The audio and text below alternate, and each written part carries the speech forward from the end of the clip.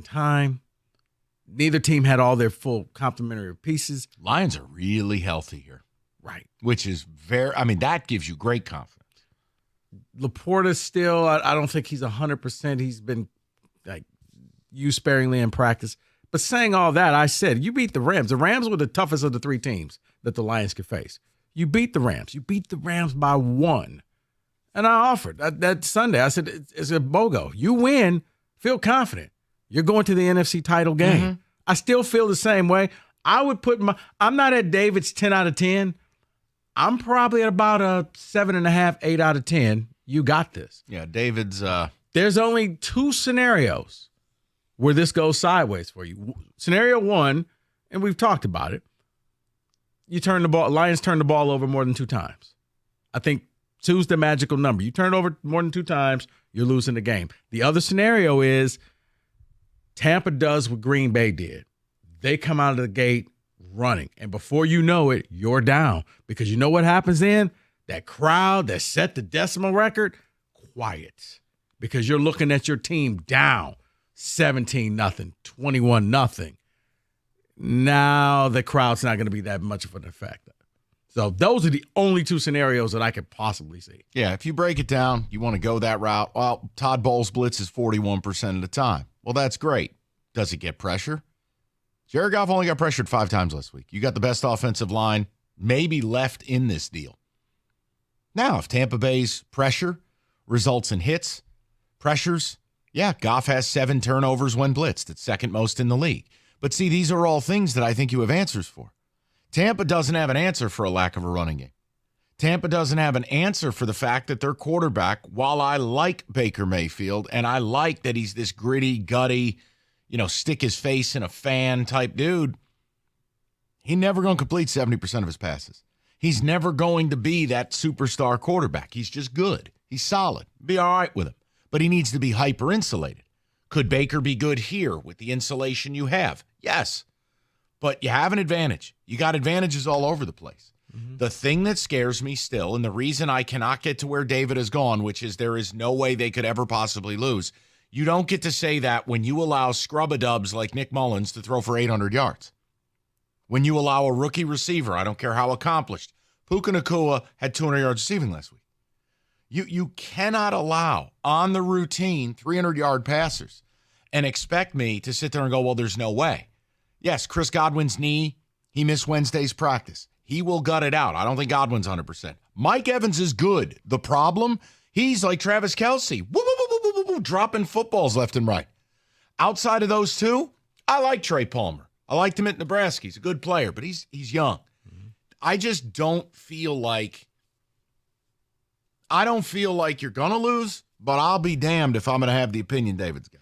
And the other thing, Mike, hold on, David, then I'll let you speak. Yeah, David. He'll give you your permission slip. No, it's not what I said. The other thing, too, if you're the Lions and you get up and you start winning, this is where just be sensible, Dan. Don't play with your food. Just finish the team off. There's no need to showboat going forward, putting your team in unnecessary spots because, grit and all of that stuff. You got the lead.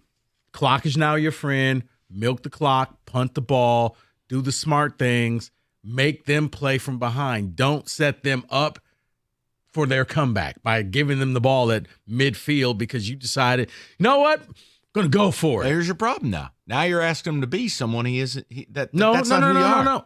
No. I said last week he showed me he can be that guy.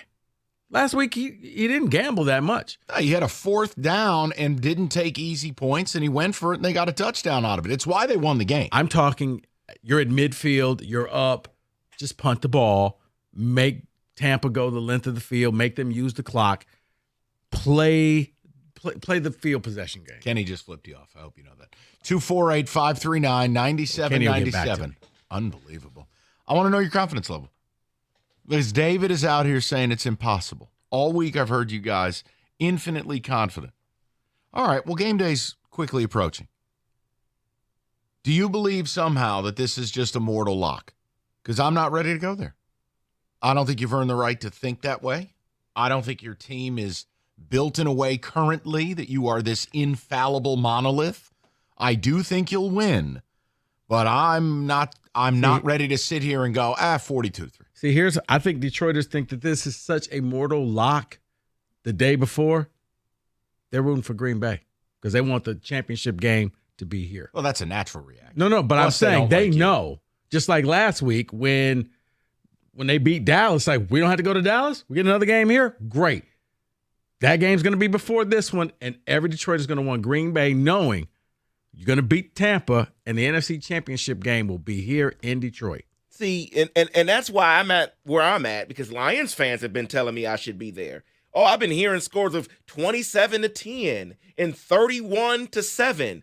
Lions fans have been telling me, I've been hearing it all week, I've been hearing it all day, that's the confidence level they're at, so then there's no chance. They don't lose this game. They go out here and just destroy Tampa Bay. That's all I'm hearing, so I'm confident. I'm at 11. I hear a lot of spite in your voice. Not at all. Kenny, you tend to be a little bit more sensible. You were a wreck before last week's game. But, I mean, do you understand what I'm saying? That while I think you're going to win, I am not ready to put this in this. You're not playing athletes in action here. This isn't North Carolina hosting Oakland University, favored by 31.5 now. I thought last week we were head and shoulders better than the Rams going into that game. We won that game by 1. This is playoff football. Blowouts are not something that you can just prescribe to a team like they're pills. It doesn't work that way. The Lions are, I think, much better than the Bucs, but in this playoff setting, I have it being a one-score game. I think the Lions win. I'm about a 7.5 out of 10. That's fine. I'm not locking it in like David, being all petty towards Lions fan, but hey. David's upset. David's upset because Kenny Pickett's his quarterback. So David's being petty. He's not. He's learning from you, Rico. He took it right out of your playbook, man. Wow. Rico, I want you to admit it. Off. If they lose, you're going to have a little bit of a warm fire in your heart, aren't you? You're going to be happy. I'm not. Actually, I'm not. Okay. Well, hold on. Why can't Rico feel the way that Lion fan feels? Lion fan is rooting for the Niners to lose. Why? Easier pathway. You don't think Rico would rather play Tampa Bay next week than you? Please. You're not a treat for anybody. Well, here's the thing, and I can separate it. I won't feel petty at all. As a matter of fact, I'm happy that Detroit got to feel the way they felt this entire week, Sunday night. I mean, I guess the worst part about that night, it was like 0 degrees outside, so you couldn't just go out and celebrate. You had to quickly rush to your car and then go home. But other than that, no. I love the fact that Detroit got to experience something they haven't done in 30 years. 248-539-9797. David has said this is a mortal lock. I'm not ready to go there. I think the confidence is a little too high, little too cocky. We'll talk about it. We'll see what TJ Lang has to say at 3 o'clock. Get to the Prop Bet Casino. Whole lot to do today. 97.1. So much going on in the world of sports and entertainment and news. And if you want to start doing that as well in radio, TV, or you know what, you're a graphic design artist and you're thinking, I can run my own company. I want to be that guy or that woman. Specs at LTU can help you achieve your goal. They can get you started on your path. It's very simple. You go visit the website, ltu.edu/specs, to learn more about broadcast media arts, digital media arts, and graphics communications program taught through Specs at LTU right here on the campus of Lawrence Tech in the city of Southfield. With our hands-on approach and expert faculty, you'll learn the practical skills you need to succeed in today's media industry. So once again, what are you waiting for? Be curious. Go visit the website, ltu.edu/specs, to learn more, to get you started on your path to radio, TV, or graphics design. Now, once you're at that website, ltu.edu/specs, make magic by enrolling in Specs at LTU certificate program today.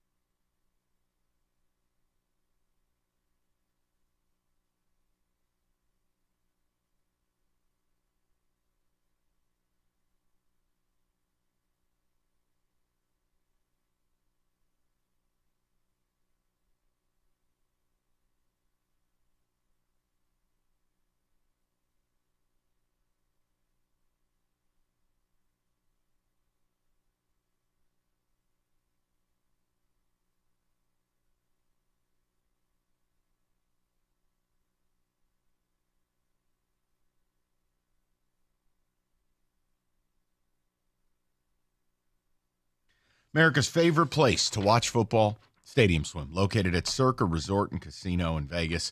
Catch all the biggest games at the best viewing experience. It's Stadium Swim. 6 pools, 3 levels, perfect view of the biggest outdoor sports book on the globe. It is Stadium Swim. Book that spot today at circalasvegas.com.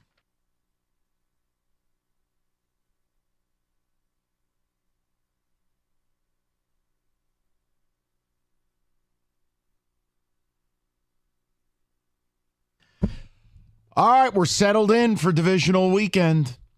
I think Lion fans are they're approaching ludicrous speed. I think you're lacking some respect for an opponent. It's the playoffs. You didn't win 38-3 last week, and winning's all that counts. My point is, go into this. I don't know. All week I keep hearing it, man. People just saying, Dicka 52, Mini Giants 3. What are we doing here? Oh, well, Tampa's this and Tampa's that. Guys, every week you're letting the opposition go up and down the field. True or false, you needed to survive on the last play of the game to beat Minnesota a couple weeks ago. True or false? And that was when Mullins gave you 4 turnovers. Right? Last week, did you need to survive and get a friendly whistle and get a whistle that didn't come to save the Rams, though it should have? And you survived 24-23 in this emotional coronation. Yes. How do I take that team, who, by the way, didn't beat a playoff team after week 3? How do I take that team and then do what David's doing and go full plaid? Impossible to lose. Lions a zilly, opponent 2.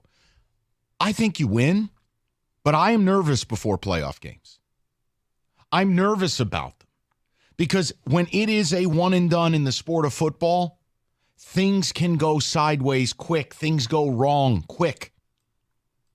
And I think there is a pathway to Tampa being a pain in the ass. There's also a pathway to you choking the life out of them.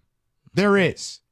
But I want to see it to believe it. So I'm asking, have you gone a little too far? Or, F it, YOLO, I'm 17 beers deep, and I'm living my life. You do whatever you like. And I do believe we'll be here next Monday talking about Lions-Niners NFC title game. I do. But I don't know that it's going to be as easy as some of you think. That's all. So let's go to people, see what they got to say. We'll go to Pete. He's batting leadoff on a Friday. Petey, what's going on, buddy? Mike, what's up, my man? What's up? How are you, sir? I'm fantastic. I want this win just as bad as anybody else does, but, the Lions fans ain't been here before. They don't know how to act. They're all high and drunk on this unexpected success, and they don't know how to Tampa, Philly, sure, they've been limping into that game that they played last week, but Tampa spanked them. They made Philly look foolish, and you can't take it. You're right. Someone said it earlier in that game earlier this year. We're a tipped pass or a Baker Mayfield overthrown ball away from that being a completely different game. Yeah. Yeah, Mike Evans running down the middle of the field wide open behind the secondary, and it just got tipped. That's right. That happened more than once. Look, that's the whole premise, Pete. We've always talked about this. The NFL is a one-score league, and you see it every week. And if I'm the guy who sits there and I'm not going to bet a team laying 6.5 in the regular season, why the hell would I be lining up to do it outside of a very special circumstance in the playoffs? Look, Pete, we talk about the Niners. The Niners are a monolith. The Niners have earned the right to go into a playoff game at home, rested, lay some big points, and do their thing. And I might have the confidence to take them. If I'm the Lions, I want my Lions in hunter mode. I want the Lions to be hungry, chip on shoulder. I just don't want to get comfortable with the idea they're going to roll the helmets out there and destroy this team. I don't know that I'm there with this team yet. Does that make me I'm with bad? you, Mike. I'm certainly not there. No, and hey, Pete, I think they're going to win. I do. I think they'll find a way. But there's avenues where this thing could go sideways. You turn that ball over twice, Tampa's blitz hits, and the ball gets tipped in the air. They get a couple of interceptions. I will be fascinated. Look, I think you're going to know pretty early. If Tampa Bay is able to stand up and slow you down on the ground, I don't know that stopping you're not going to see 19 carries for 21 yards. If they are able to, because in the first game, no Jahmyr Gibbs, Montgomery got hurt in the game. but Tampa took away the running game start to finish. The Lions didn't on accident throw it 44 times. They had to. Right. And Goff was splendid. I mean, guys were open all day. And remember, that was the day he threw to wounded duck and J-Mo turned the wrong way but still caught the touchdown. If you show me that Tampa's able to take your running game away, and it's Goff dropping back against Todd Bowles 40-plus times, no, I don't want that. I don't care what worked in October. I'm talking right now. No, I wouldn't love that. And I think if you're a Lions fan, you probably feel a lot better about the game. If you're going into halftime, you're up 2 or 3 scores, because I still don't trust the third quarter. Coming out, yeah, you're a different team in the second half of the game. It is a strange thing, and they've done it all year. So, it's been a third quarter offensive lull, and I don't know what it is. Yeah, treat it almost like like one of your horse races where the horse just goes from, what do you call it when they start and they never lose the lead? Wire to wire? Wire to wire, yeah. So hold on. So Lions fans, in order for them to be confident at halftime, it needs to be 24-6? Yeah. Wow. Because you weren't, how confident I don't know were that you? I'm going there, but okay. No, I'm just saying, how confident were you in the second half of last week? You weren't moving the ball. Now, they weren't either, but it was just that, man, we are one play away from disaster. You avoided disaster. Here's the other thing, David, and this is where, like, I hope Costa's not listening. Okay. I like Goff. I want to pay Goff. I want Goff to be the quarterback here. But you know where I never, ever get over my skis if I'm looking at a playoff game? If you don't have one of these unicorns, I don't think you have a right to feel like there's no way I can lose. If I have Patrick Mahomes or if I have Joe Burrow. I thought you were going to go full mobile QB. No. I'm saying, like, look, if I were a Ravens fan, as much as I like Lamar, I have a real Achilles heel here. I have seen the Ravens as big favorites lose playoff games because Lamar has played poorly. Go back to that Tennessee game. 0-2 in the divisional round. Like, I just choose to look at the playoffs through a different lens. And with Jared Goff, he's very good. But I don't think anyone will mistake him for one of these cheat codes. Like when you were a Patriot fan and you had Tom Brady, you're going, well, we will not lose this game. A Colts fan with Peyton Manning. Right. Yeah. They will get us home. My point is, with Goff, it will still come back to he has to be kept clean. They have to play the game to their script. What the Lions generally haven't earned the right to do is have things go wrong, have things go against them, and they can still find a way to win. That's not, if you want to tell me the Chicago game was that's fine, but that also featured Goff turning the ball over. And it featured them not playing their A game. See, like, I just feel like I'm confident without being cocky. That's a good way of putting it. I told you, I feel like I'm 7.5, 8. You should go out there and win. It's going to take, you're going to have to defeat yourself. I don't think the Buccaneers can just come out here and just line up toe-to-toe and beat you. No. You have to do something to aid them. Look, here's the deal. The first matchup, if you go back to it as well, I don't know what they were doing in the secondary, but the miscommunications and the blown assignments by the Bucs, guys were wide open all the time. Part of that is going to be because of the way Todd Bowles plays defense. Look, I don't like Todd Bowles that much. And I think he plays a very ancient style of defense, which is I'm showing you what I'm doing, and now I'm going to do it. Today's NFL is all about confusion. Right. Today it's all about illusion. Yeah. Ben Johnson's offense, Kyle Shanahan's offense, Mike McDaniel down in Miami, Andy Reid in Kansas City. It's all about illusion. Defensively, it's the same thing. Brian Flores with what he did with the Vikings. How they present to you pre-snap versus post-snap. No, Flores literally, if everyone's at the line of scrimmage, they're blitzing. He's telling you this is what we're doing. Yep, jailbreak blitz. Here we come. And I think Goff and Ben Johnson will have the answers to that. But, like you said, anytime another team is going to specialize in a boom or bust style of defense, it only takes a couple of those booms and the whole game's different. So, again, I allow myself the ability to be confident without being David. 248-539-9797. We get more of your calls. Rico with a unbelievably curated divisional round prop bet casino. TJ will stumble in around 3. We're just getting started. Slippery winter season is here, and whether you're injured as a result of an auto accident or a slip and fall during the winter months, there's only one attorney you got to call. It is David Femininio. We've told you before, if you're injured in Michigan and you need to call David, simple. You call him, you get David, you get paid. 855-65-CRASH. That's 855-65-CRASH, or simply go to getdavid.getpaid.com.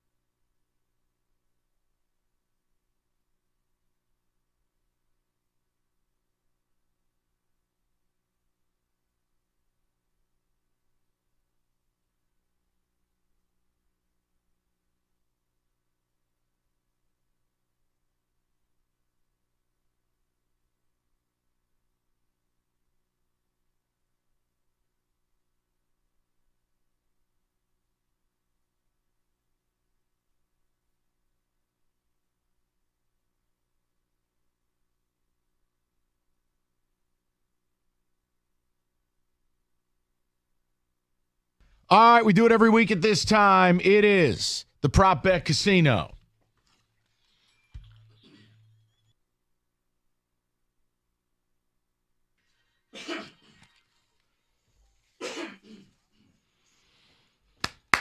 Congratulations, Michael. That's right, 2 in a row. 2 in a row. Is it really Michael Gennaro? I don't know. I like that. It's MG. Bleep Hole Johnson. MG, What do you got for me? So let's start it off. Buccaneers halftime score over under 13.5. Wow. Ooh-wee. Hope you're listening, TJ. I will go under. Out loud, as you were reading that question, I said 14 before you said the number, so I'm going to say over by a half a point. I'm under by a half a point. Ooh. Well, in order to get 13.5, that means they have to score. And I don't think the Bucs score at all on this Lions defense. I mean, we're so confident here. So let's go under. David, what is your problem? Right. Rico, please. I'm going to go over. I think they get about 17 points. Little 17-10 halftime score. Yeah. Or 17-14, something like that. Laporta receiving yards. Over under 29.5. Wow. The actual total on FanDuel's 41. I think I'm going to go under.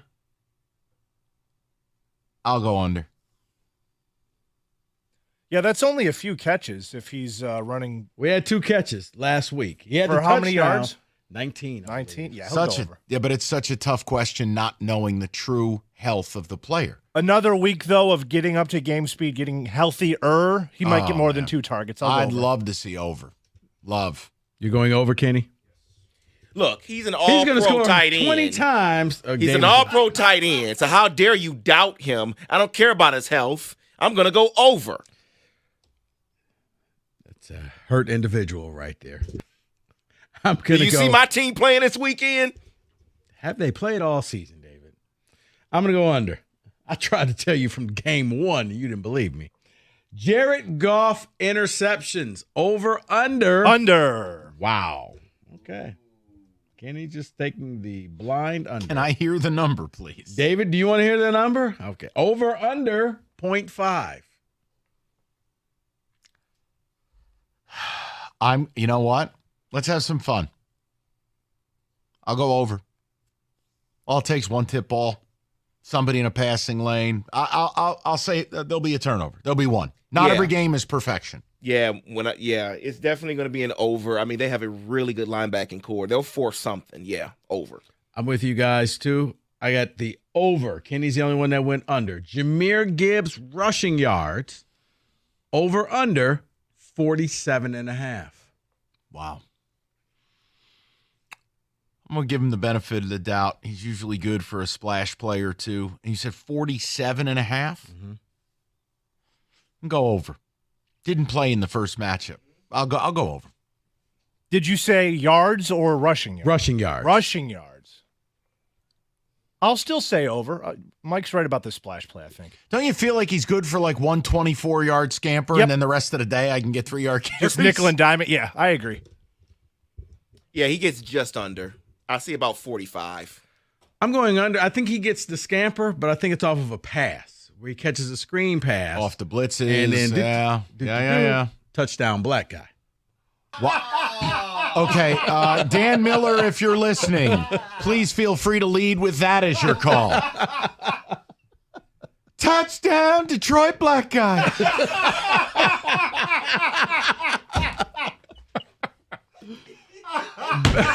I'd fall out of my seat.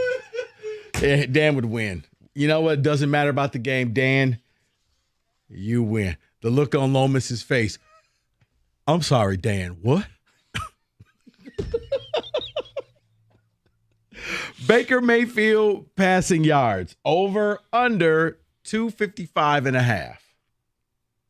All right, game script. I think Tampa is going to end up throwing it 40-plus times, meaning, Over. man, you best get to 250 if you're throwing it 40 times. I'll go over. Yeah, I'll go over as well. Yeah, their only chance to win is if he goes over, so over. Okay. I'm going over as well. Up next, Baker, 149. A staple of the prop bets. Over under not Jahmyr Gibbs. Jameson Williams, touchdowns, 0.5. Under. Look, it's not a shot, but he's betting on him to score a touchdown. I mean, you're betting on what exactly? Hope? Deep pass. Right. He caught one the last time. I know, but that's 3 months ago. I'll go under. He's good for at least one big splash play a game, and it might end up in the end zone. I'll say over. All right. Fine print here. You said touchdown, not receiving touchdown, just touchdown. Correct. Yes, when you break the plane and the referees go like this. No, I'm just asking. 6 points. I don't goes think on it's going to be a receiving touchdown. I think he gets an end around type jet sweep type thing. That's a touchdown, yes, David. over. Yes. Not trying to. I'm going under, but no, I'm not trying to trick you up here. All right. Touchdown. And then Dan Miller would say, touchdown, Detroit black guy. That's not going to become a thing, is it? I don't think so. I believe it will. I think I just saw David mark it down. Trey Palmer, touchdown. Over under, 0.5. All right, I'm biased because this is like one of my favorite value props we did on Cash Ticket. He's plus 430 anytime touchdown. Speedy, talented. You're going to roll your coverage to Mike Evans. I'm going to say yes to Trey Palmer. I just feel like Trey Palmer's going to get in the end zone this game. I'm going to say no to Trey Palmer. Okay. Have you seen Vildor play? Over. David, he's done a reputable job. He has, but Trey Palmer's speed, I think, will take advantage of it, so over. All right, I'm going to go under. All right, for the last few weeks, there's been over 100-yard receiver. Mike Evans receiving yards, over under 99.5. Wow. He drops so many passes. He does. I just feel like it will But will the streak continue? I don't. Well, what is it, 4 in a row? Well, at least. 250. I'm trying to do the math on 250 passing yards and the split and Godwin and the totals and the. Yeah, I'll go with it. I mean, the Lions secondary is pretty terrible. The Lions secondary is rough, and plus, Mike, like you said, game script, they're going to be throwing the ball a lot. I'll say over. Yeah, I'm going to go under for this one. Okay. Easily. I'm going to go over. Longest play from scrimmage, either team, over under 41.5. Over. Whether it's Amon-Ra breaking 17 tackles, maybe the J-Mo dream state happens, or we talked about a Trey Palmer or Mike Evans deep shot. I think there'll be some explosives in this game. I'll go over. All the Lions players Mike just mentioned, and as we said, the Lions secondary stinks, so you could see a big play there. I'll say it over. You know, they struggle, Kenny. They struggle from time to time. Yes.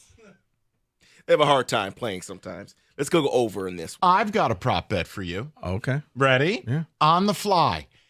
He's been on fire, including playing the best game of his career last week with a win rate of 33%. Aiden Hutchinson sacks over under 1.5. Does he keep the multi-sack streak going? How many games is that at? I think it's a 3, correct? Because Minnesota, Yeah, I'll say over. Kenny goes over. David. No, I go under. Rico. I'm going to go under. I'm going to go over.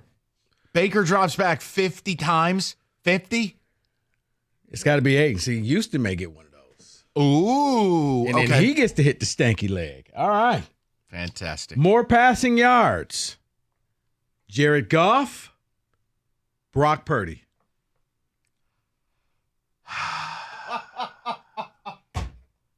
I can't believe I'm going to say this. Purdy.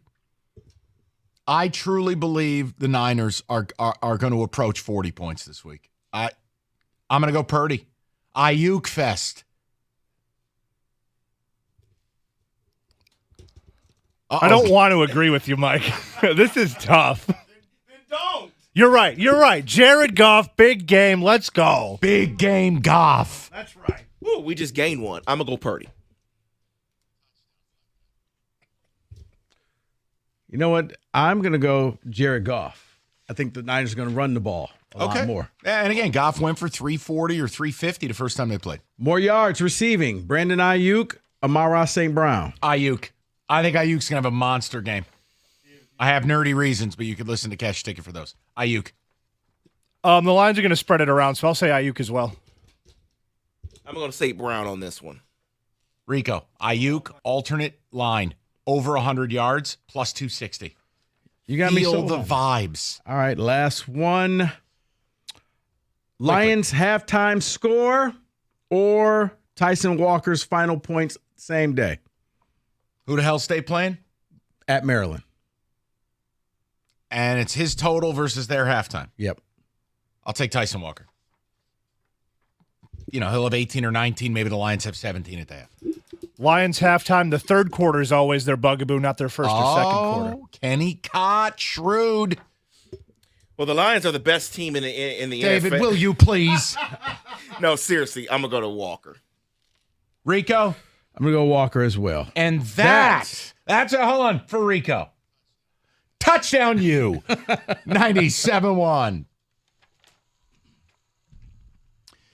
All right, we've talked Northville Lumber for a long time. Oldest company in the state, largest Trex decking outlet in the country. Nobody stocks more. Nobody sells more. It's Northville Lumber.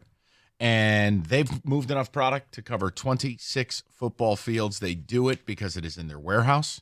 There is no 4, 6, 8-week lead time. You buy it, you get it. It's Northville Lumber. And deck season, it's all year round because they install all year round. Beat the spring rush. Beat the price increases, and they'll even introduce you to a Trex Certified Pro. Just call Northville Lumber today or go to northvillelumber.com. That's northvillelumber.com.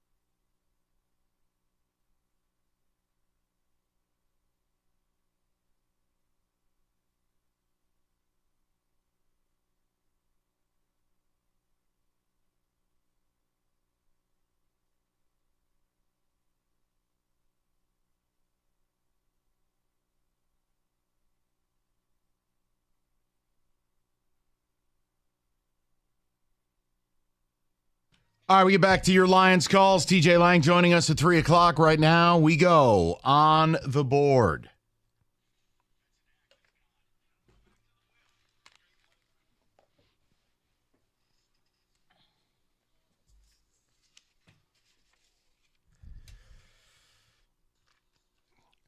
If you've ever wondered why I tell you that 60% is the pinnacle for anyone betting, I want to show you last night. I have been hot as a firecracker in college hoops. Last night we had UW laying 1.5. We're up 4 at the free throw line. Chance to go up 5 or 6. Miss the front end. Give up a bucket at the other end. We're up 2. No problem. Get fouled. Go to the line. Do your thing. Nope. Going to miss the front end there too. Uh-oh. Some goofball from UW hits a 3 to beat us at the end. Not just tie the game, go to OT. Now we lose. Try hard, guy. Oh, but that's okay. New Mexico State's up 72-70 at the free throw line. We're laying 2.5. Shouldn't be a problem. Miss the free throw. Win 72-70. Guys, it's why they stay in business. And you're not going to have, you're going to get unlucky. Got unlucky last night, went 1-2. So I do not have a play tonight. I don't like any of this crap on tonight's card. I am saving all of my clamshells for this weekend, where if you want an idea this weekend, tell me who loses. Lions money line, Ravens money line, Lions, Ravens, Niners, all money line, pays plus 110. Who loses? Forget the spread. Who loses? Ravens. I don't see. They win. That's a pretty safe bet. I'm trying to give you a modicum of value. Yes, I would lay the 9.5 with San Francisco, but I'm making a point. If you just want to do what Rico does, who sings the fight song? Who wins game? Those 3. I do believe the chalk will win out this weekend. So that's best I got for you. Other than that, listen to Cash Ticket. We broke down every game forwards and backwards. Rico, what do you got, brother? Mike, I feel you. Walker went off. He scored all his points. AJ got all the assists that we need. But, yeah, when Walker passed to AJ, he bricked the shots, and we didn't get the parlay yesterday. So, nothing for tonight, but I do have something for tomorrow. All right. Here's your prop bet. Niners hosting Green Bay. Deebo Samuel to score not 1, but 2 touchdowns. Plus 700. Holy mercy. Woo. Hope somebody out there had Jake Ferguson last week with 3 touchdowns at about plus 5,000. Kenneth, hockey. Nashville hit last night, by the way, so we're breaking the slump. Good for us. Good. Now you're betting Columbus tonight. No, I'm actually staying away from hockey, but I have a Lions parlay for the people. Let's hear it. We got Lions money line and anytime scores from Sam Laporta and David Montgomery plus 438. My God. That's right. I will say this, guys, this anytime touchdown stuff is what people crave. It's no fun. longer do people like betting games, man. People want props. Mike, it makes sense. You want to know why? For decades, everybody played fantasy football. That's fair. That's all anytime touchdowns are, is weekly, daily. And even if you didn't hit that parlay, I can bet anytime touchdown the next game. People are going, who do they target in the red zone? I need to draft that guy for my fantasy team. That's why you picked Sam Laporta and Dave Montgomery. Huh? That's why this parlay works. David. I have a system play for you, but for tomorrow in college basketball, they are available. So Texas, the unranked team, is hosting number 9 Baylor. They are 1.5-point favorites.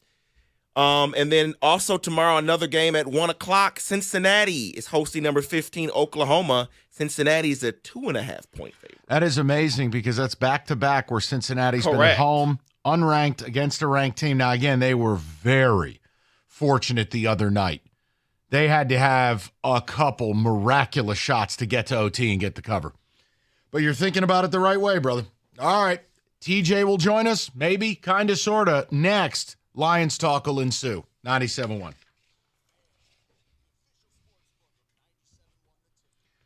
All righty. When it comes to the NFL playoffs, nobody's got more ways to play than FanDuel. Bottom line, we talked about it. These betting markets, ways to do it. You can even go out. You want to bet the over in San Francisco and Green Bay. I think both teams will score 20 points. Is that your viewpoint? You can get paid plus 158 if that's the case. I'm just saying, there's a zillion ways to do this. FanDuel's got them all. It's FanDuel.com/ticket. FanDuel, the official sports book of 97.1 The Ticket. 21 and up, present Michigan. Minimum 3-leg parlay required on the parlay insurance stuff. Refund issued, non-withdrawable bonus bets that expire 7 days after receipt. Max refund $5 unless otherwise specified. Restrictions apply. See terms, sportsbook.fanduel.com. Gambling problem, 1-800-270-7117.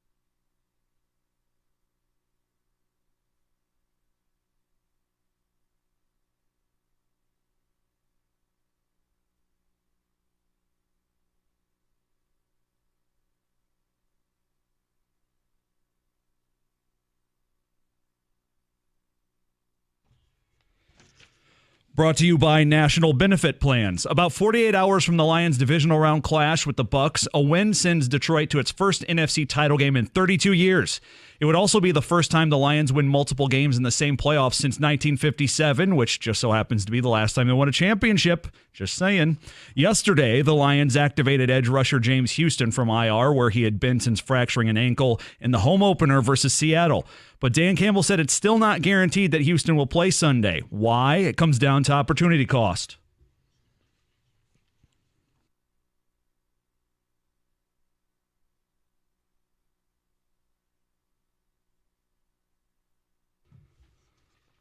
Houston hasn't played in 124 days. If he takes the field Sunday, it'll be exactly 18 weeks since he injured his ankle back in week 2.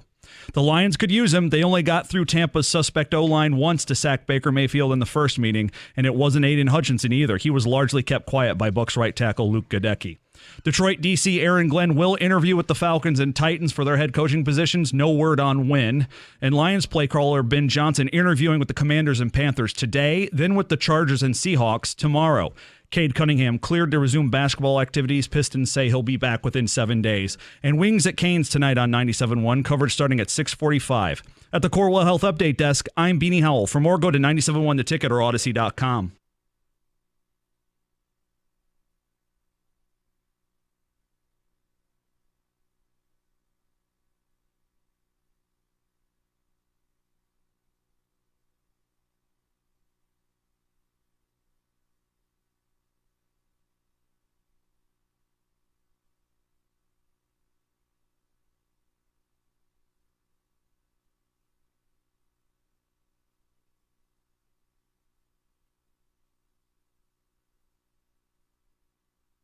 All right, TJ Lang is joining us. It's an exciting time because it's January 19th and we're still playing meaningful games. I don't have to care about mock drafts.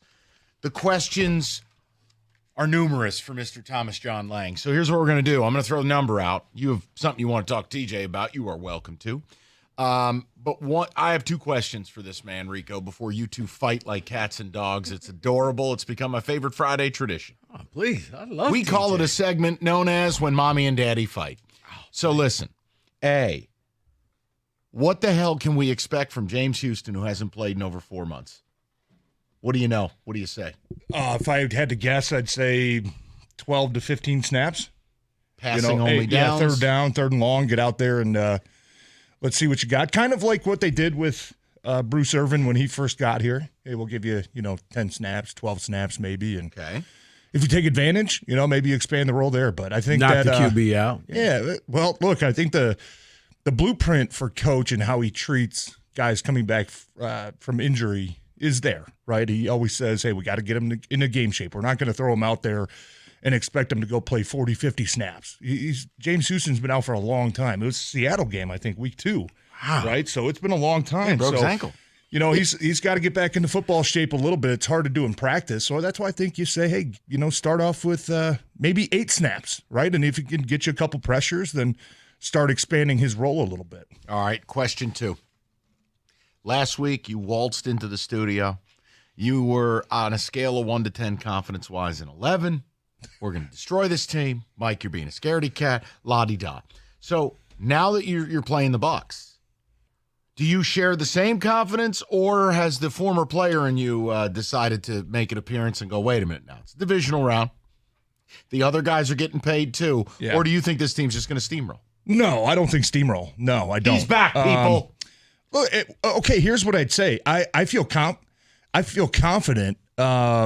Do I think it's going to be a close game? Yeah, I do. I think a lot of the fans are kind of underestimating this Tampa team, and especially their defense. Their defense is legit now. But would I be surprised if it was 31-17 type of game? I don't think I'd be surprised there either. But you get it, man. You've been around long enough where you see these playoff games and weird things happen. They're scary. Yeah, anything can happen, right? And the Bucs, I mean, look, we know Philly was kind of on a downward spiral for the last 2 months, but I mean, that's the defending NFC champs that you completely dismantled. So this team's Tampa's feeling pretty good about themselves. TJ, your former player. Now, I know players get upset if you say stuff like this, but I'm just going to say, they looked like they were not interested in playing money for football that day.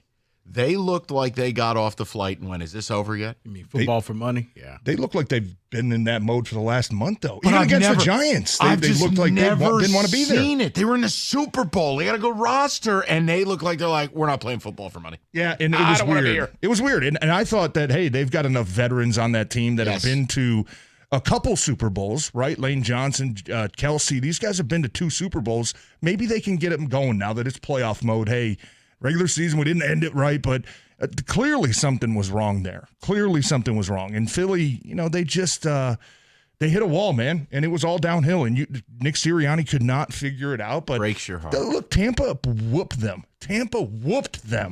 Right? That could have been a 40-point game, the game that I was watching. I mean, they whooped them. So I guarantee you this team is not taking Tampa Bay lightly. I've heard a couple people throughout the week say, oh, we're going to blast them. We're going to it's been all week. careful with that now, because this is one of the best defenses that you faced all season. And they're better than when you played them in week 4, week 5, whenever that was. They're a lot better. In your mind? What makes them better now than then? I think their confidence level. Their confidence level right now, and you can hear it. I go back and kind of rewatch their press conferences throughout the week and the post-game stuff. Honestly, they're kind of talking the way that our defense is talking. You hear C.J. Gardner-Johnson talk. I mean, I don't know if there's a more confident guy than him. No, I'm glad you said that. C.J. Gardner-Johnson, did he poke the bear? Did he do something that really wasn't necessary, going out there saying the quote, if you give that Tampa group a good quarterback, that's a great group. And then he goes on and says Mike Evans, Chris Godwin, Russell Gage, who hasn't played all year. That's a great group. I played against them for real. Basically calling out saying Baker Mayfield is trash. Yeah. No, he said it. I know he said it. You kind of wonder what he meant by. Did he mean to take a? I mean, no one surprised me because CJ is. No, I think this was one of those guy. Yeah, if you had a real quarterback, we'd respect you. Yeah, is how I took it. Yeah, I mean, now Baker was just like, yeah, dude, yeah. Russell Gage hasn't played all year. Right. You may need to go watch more film. Yeah, and look, Baker's playing at a high level. I mean, he is. He still makes a couple mistakes, every once in a while, but. Even last week, I mean, how many balls did Tampa Bay drop? I mean, 17, roughly. He could have thrown for probably 100 more yards in that game. And that's what I'm saying. Like, did that light the fire? Like, here's the thing. Mike thinks we argue. TJ came and dropped the knowledge on Sunday. Loved it. It was great. It was the pregame show. Green Bay is winning. And I just asked, are players watching this game, or do the coaches have them in the Doug Karsh bubble where they're not allowed to know what's going on in the world? And TJ's like, no. They're watching this game. And I think everything changed at that moment because you saw what happens if you take a team for granted. I think Dallas did that. So now I'm just wondering, does this light a fire under Baker Mayfield that I just got called out publicly? It could, but, Baker, guys, don't drop a pass. Yeah, seriously. I mean, Baker's kind of had that chip on his shoulder for a long time now, right? Like, you know what you're going to get from him. He's a competitive guy. He's I'm not going to say arrogant, but he plays with that swagger and that cockiness that, he's the guy. And I think that rubs off on the rest of the team. Like, that, it's contagious, his attitude. You see that the Tampa Bay the entire team play with that type of confidence that Baker has. And I think it's turned into a good story. I think the story last week with Stafford and Goff and their history and with McVay, there's kind of a similar story this week again where you've got 2 former number 1 picks playing for different teams that are trying to rebuild themselves, right? And both still trying to cement their legacy. I have a lot of respect for Baker. I think when he first came in, it was like, nobody likes this. You can't act like this when you're a rookie. You haven't done anything right. And then he fell to rock bottom. Now he's climbing his way back up, much like we saw Goff do towards the second half of last season and really start to become a very mature player and a mature teammate and a mature guy. Baker's kind of on that same path, so I have respect for him. But sure, he is that type of guy that you probably say, hey, that's a, good sweatshirt you're wearing there. Oh, he didn't say it's great. That's a chip on my shoulder. You know what I mean? He's one of those guys that probably tries to find any little slight to put on his shoulder. No, this one a little slight. CJ probably meant to call him out. Maybe he did. That's who he is. But look, I mean, it's such a fascinating game because I just really don't know what to expect. I think last week, being in the locker room during the week, talking to a lot of offensive guys, going into that Rams game, the vibe was kind of like, we're going to have to score some points, right? They've got a good offense. And the way the game turned out, it wasn't super high scoring, but the offense did that. They were 3 for 3 in the red zone. Defense, obviously, 0 for 3 in the red zone for the Rams. I got the feeling more this week that the defense is like, we're going to have to go win this one because we know what our offense is up against. Now, I'm glad you get them at home because a lot of what Tampa Bay does with their pressure, they're especially at home. Last week against Philly, a lot of it is timing up the snap and timing up the silent count. And you have a big advantage when you're at home.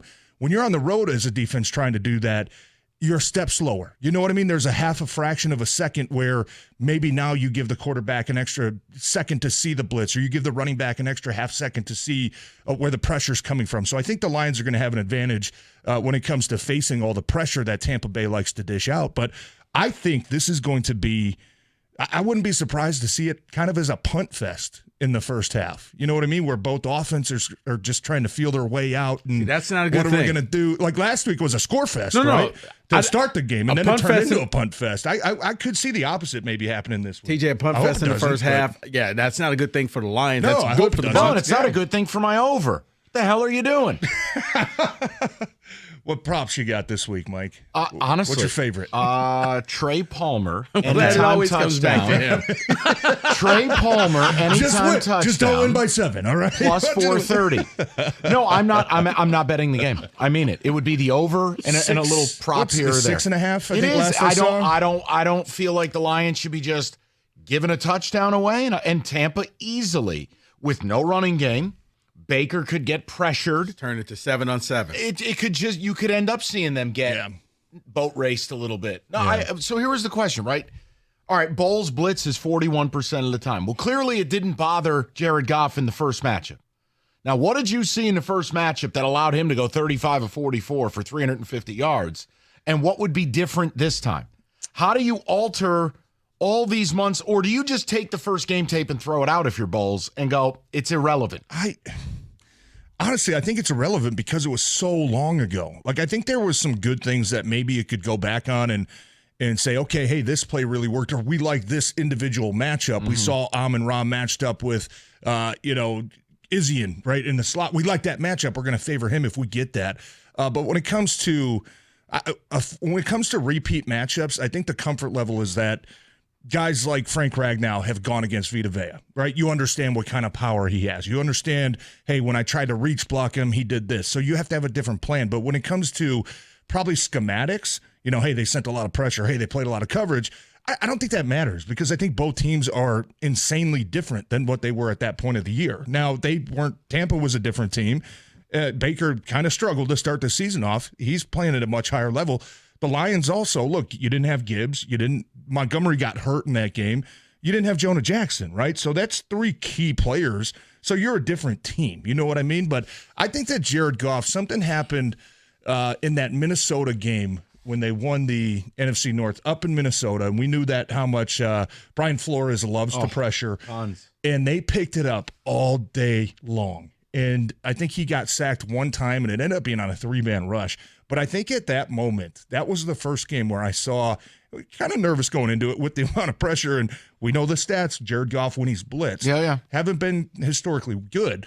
But something turned in that game where he started to trust the protection. He started to trust his running backs. He started to trust the wide receivers adjusting their route or going hot, if they see the slot coming. So I have confidence that Jared Goff has kind of gotten over that hump of being labeled as a bad quarterback when facing the blitz. Now, when facing pressure is different. That could be a 4-man rush, and, hey, the guy got beaten. You get pressure. That happens. Most quarterbacks are going to struggle. But when it comes to the blitz, he's taken a step forward over the past 4 games. And that's where I think as long as he can continue to see it and adjust the play, which you're going to have an advantage being at home, and get his guys on the right track, there's a ton of grass out there for these receivers and Sam Laporta and these running backs to Tampa's to make some big secondary plays. outside of Winfield, to me, stinks. Yeah. People talk about Carlton Davis like he's special. I don't get it. They're kind of – there are a lot of bulldogs. You know what I mean? Like there's nothing like – you look at them and you're like, okay, probably not a ton of talent, and kind of like our secondary a little bit where you see. I think they're opportunistic where if the blitz hits and you force the quarterback into a bad throw, I got the pick. Yeah, but they're frisky though. You know what I mean? Like they never go away. You right? They're not these kind of guys that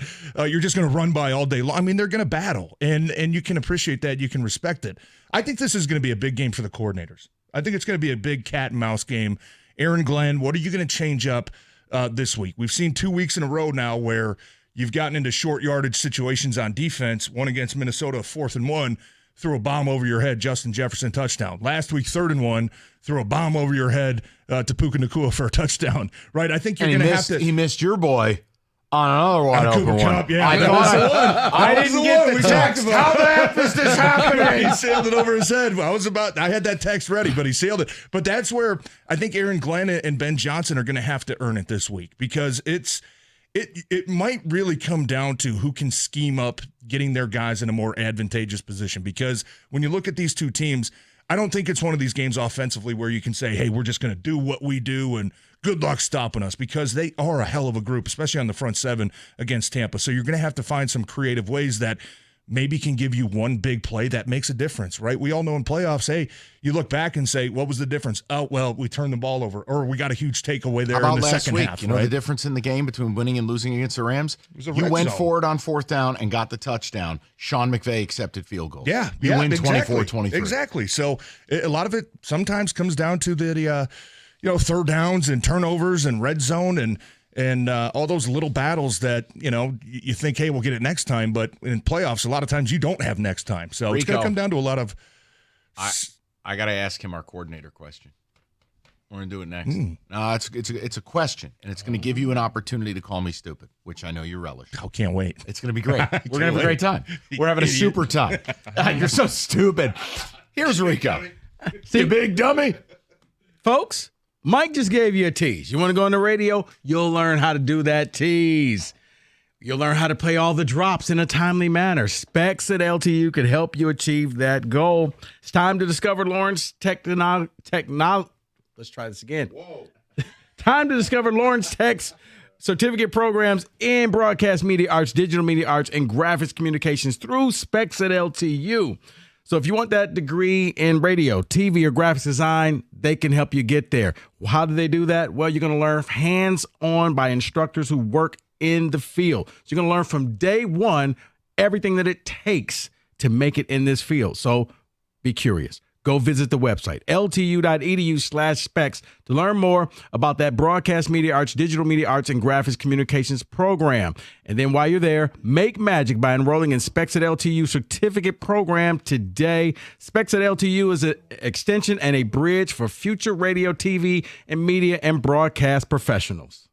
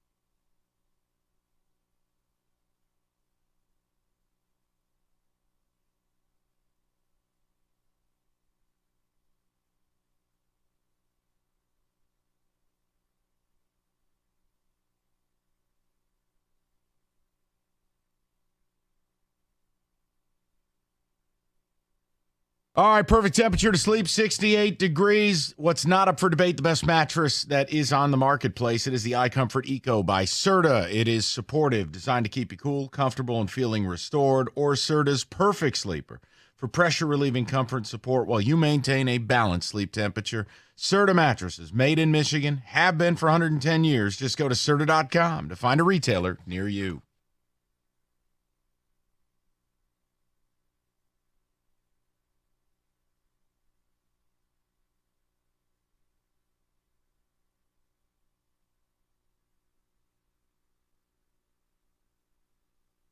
All right, TJ joining us. Get to the picks later in the hour. Get to who said it at 4, which TJ routinely skips out on. It's tremendous. I wanted to ask you the coordinator question. It's a great opportunity to call me a complete idiot. Which I will. Is there any, you can do it regardless. Yeah. Is there any concern, any validity to Ben Johnson's got 2 interviews today, 2 interviews tomorrow, and you're coaching in the biggest game of your life Sunday? Aaron Glenn has a couple interviews. How do you manage complete focus on one thing when you're applying for the job of a lifetime on the other? Any concern? From Ben's point of view? Yeah, from your point of view of being locked in. Look, players are locked in. Yeah. You're not thinking about anything else. No. I'm just asking because Cookie said it to me during Cash Ticket, and he's like, 2 interviews today, 2 interviews tomorrow. And I'm like, how do you totally lock in with that on your plate? Yeah, could be a challenge. I don't know, but I think maybe the good part is he went through it last year. Yeah. So, and I know they were out of the playoffs by that, right? He wasn't doing both at once, but that probably gave him some good experience on at least how to approach that and not make that the main thing. But see, I got to think it's got to be easier now. Where you could just do things through Zoom. You don't have to actually go to the airport, he's not on a flight and fly, coming back, Sunday at noon, right? Sure, I gotta, you always want to have your mind focused on one thing, especially when the playoffs come. I'm not a big fan that, you can still do this while coaching a team, but you get the business. I mean, you can't miss out on these opportunities. So it's a hell of an opportunity. But look, I think these guys, they're getting this opportunity for a reason, because they're professionals, because they know how to manage different issues, right? You know what I mean? He's the Commanders' next coach in my mind. It'd be interesting. So who's he got lined up? I heard Washington was, kind of. That's the one. Seemed like the team that had the most coming out of interest. D.C. They want Ben Johnson. It sounds like basically you come in here, you don't trip up and say anything stupid in the interview. We do a background check. We don't find out anything nefarious about you, and it's your job. Was there any links with the Chargers? I've just kind of been behind, because you look at that and say, I think his name is on the Chargers, but I think this is one where if he interviews with the Commanders, they're going to make sure he doesn't leave. We're not going to let you leave town, even though he doesn't have to go into town. But right. Yeah. We're going to lock this up in the next 24 hours. We're talking to your agent. Tell us what you need. We're going to make this happen. There's a chance you're losing both guys. The Aaron Glenn's team is picking up too. Yeah. With the Titans. Here's the thing. I guess it happens every year, and coaches, you have to know how to handle it. I mean, every single year, the teams that make it to the Super Bowl are look last year, right? Philadelphia lost both their coordinators. Well, here's the good news. Yeah, how'd that work out? That's bad. But I'm saying Super Bowl could have gone either way, though, right? I mean, but then the next year you fell and stumbled. I get that. Yeah, and next but I'm week talking that's about not the discussion, but it's losing Aaron Glenn at least means you're getting some 3rd round picks. So true. I don't think it's going to be a big issue. I Okay. don't. I think these guys are interesting. I'm not going to call you an idiot. I think it is a good question. Go ahead. But Go ahead. well, I would love to, but we do that enough. Yeah, I was going to say, really, it's fine. I think these guys are so professional, man. They know how to manage. Hey, I got an hour interview, but I'm right back into work. Here's the I other don't think question. It's going to affect them. Why did you boo Kelly Stafford's kid? That was ridiculous, wasn't it? I mean, we have it on camera. I mean, it was you. Yeah, well, I was right in her face. It was you. Yeah. What is wrong? What is wrong with her? Seriously. Honest opinion, and I think she said this. Yeah, before, no, lie, TJ, lie to me. I think she has. Well, I don't want to.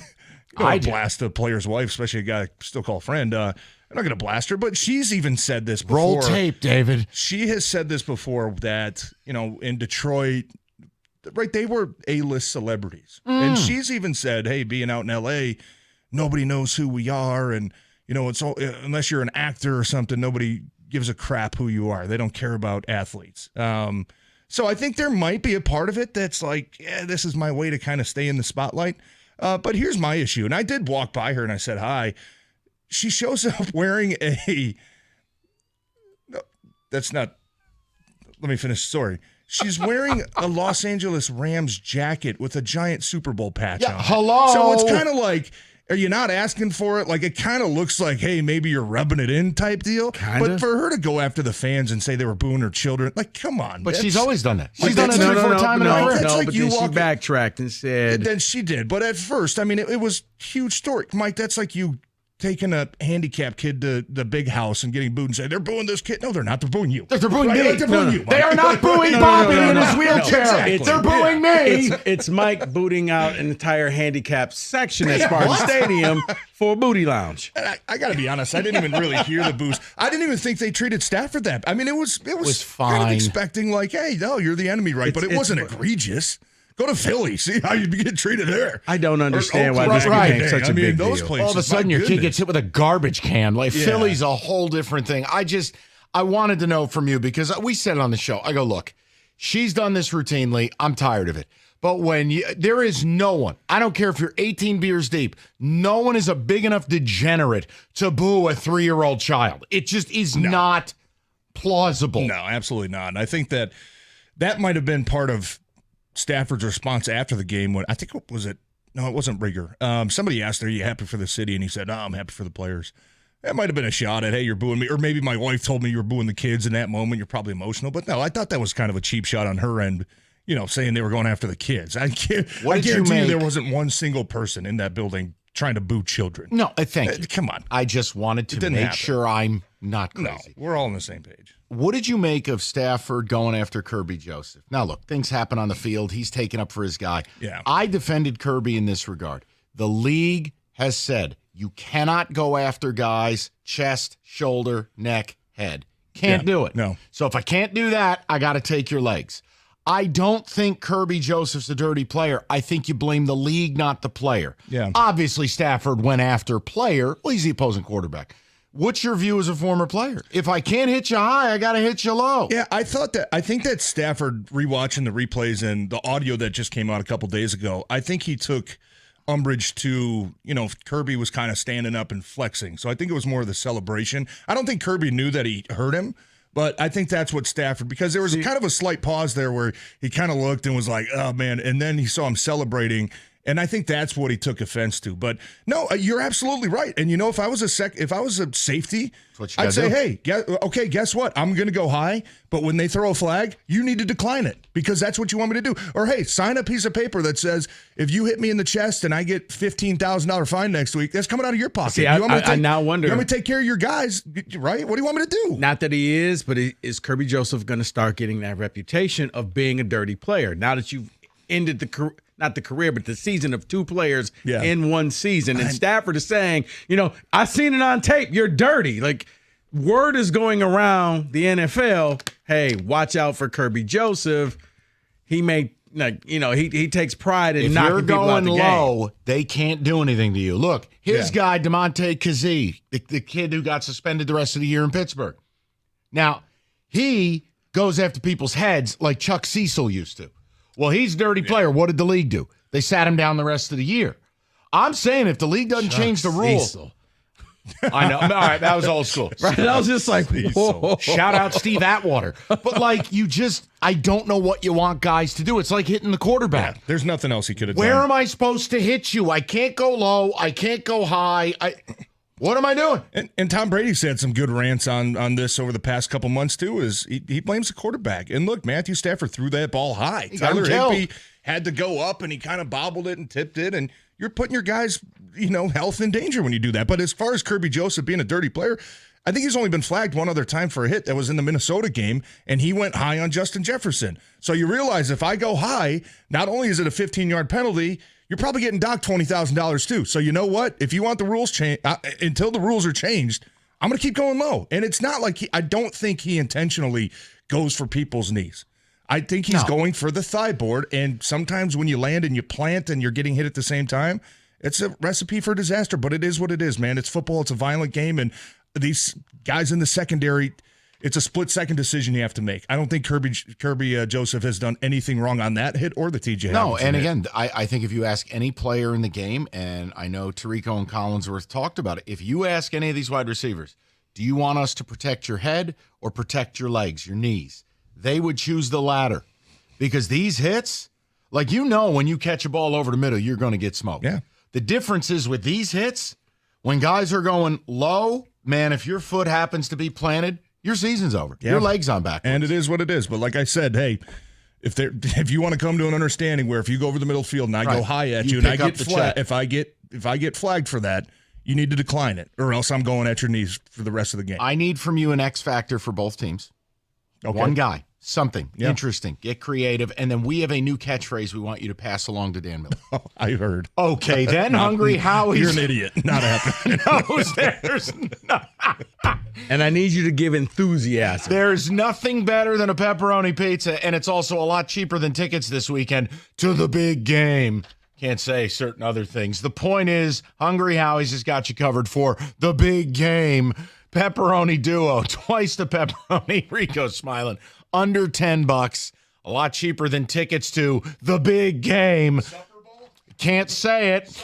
Also, the mix and match. Super salad bowl. Ooper say Olbe. The $6.99. Okay, guys, that's sufficient. $6.99 mix and match. Anything on the menu, they got you covered. Settle in for the big game this weekend with a pepperoni duo. Big game, $9.99. It's Hungry Howie's Pizza, limited time only.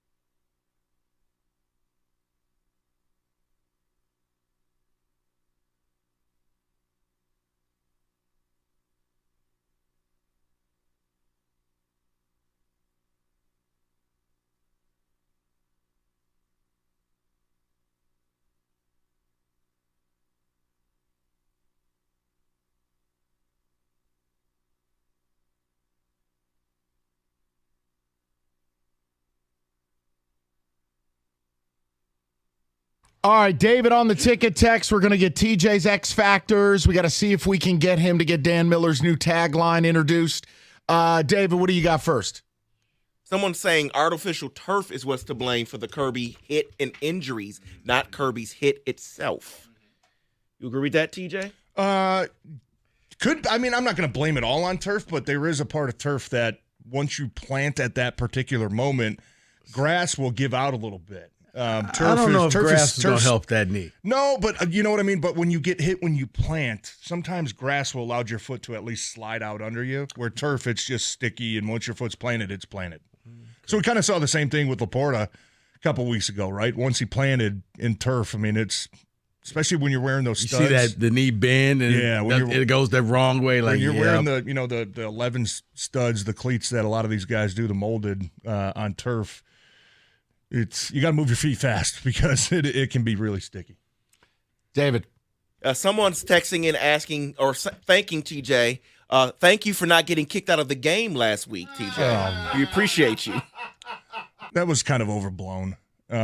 Explain to the people. Have you been down the tunnel at Ford Field? Yes. They have like kind of that suite there for all the people that can sit on the first row behind the field. Bunker suites, as we call them. Yeah, so it's kind of a dog pit there when the opposing teams come through, and sometimes the officials, which happened last week. And we were all kind of wondering at the end of the first half why they called Taylor Decker for the false start instead of the offsides. That was horrible. Yeah, right. And pretty big call. I mean, that took points off the board, So I'm standing at the top of the tunnel with a couple guys, and they're asking me as the offensive lineman, what did Decker do? And I'm like, I'm looking up the replay on my phone, and we're watching it. And during that moment, the referees came out, and the fans are sitting there kind of chirping at him, and I've got the replay, and I kind of, I got a little. You showed it to the rest. Got a little, ticked off at the time. Well, I wasn't like right in his face. You gotta look at this. You gotta watch this. Like, hey. What is it? Since when is this a false start? And I didn't. It was overblown. It wasn't anything serious. But the one guy did kind of walk by and gave me that look, and I was like, okay, I have no room to. I shouldn't be doing this. I shouldn't talk to him. But which NBA coach just did that? He put the laptop up and showed the bad call. That was the Kings coach, Sacramento Kings coach. Yeah, he showed Mike Brown. Mike Brown said, "Here's a laptop. Here's what they did wrong. Look at this." Like DJ was. No. I kind of had a bad judgment call. I went back into player mode because players sometimes it's you ask for an explanation. And but what the hell is that guy going to do to you? I don't know. You'd already booed Stafford's kids. The least you could do is get the call right. I think he had asked, if I want an early ride home or something. I'm like, I'm sorry, I shouldn't. Early ride home. He's going to get you kicked out the game. Wait a second. What are you, Dominic DeSandro? You didn't go shoving a linebacker. Dan Lomas, get your boy under control right now.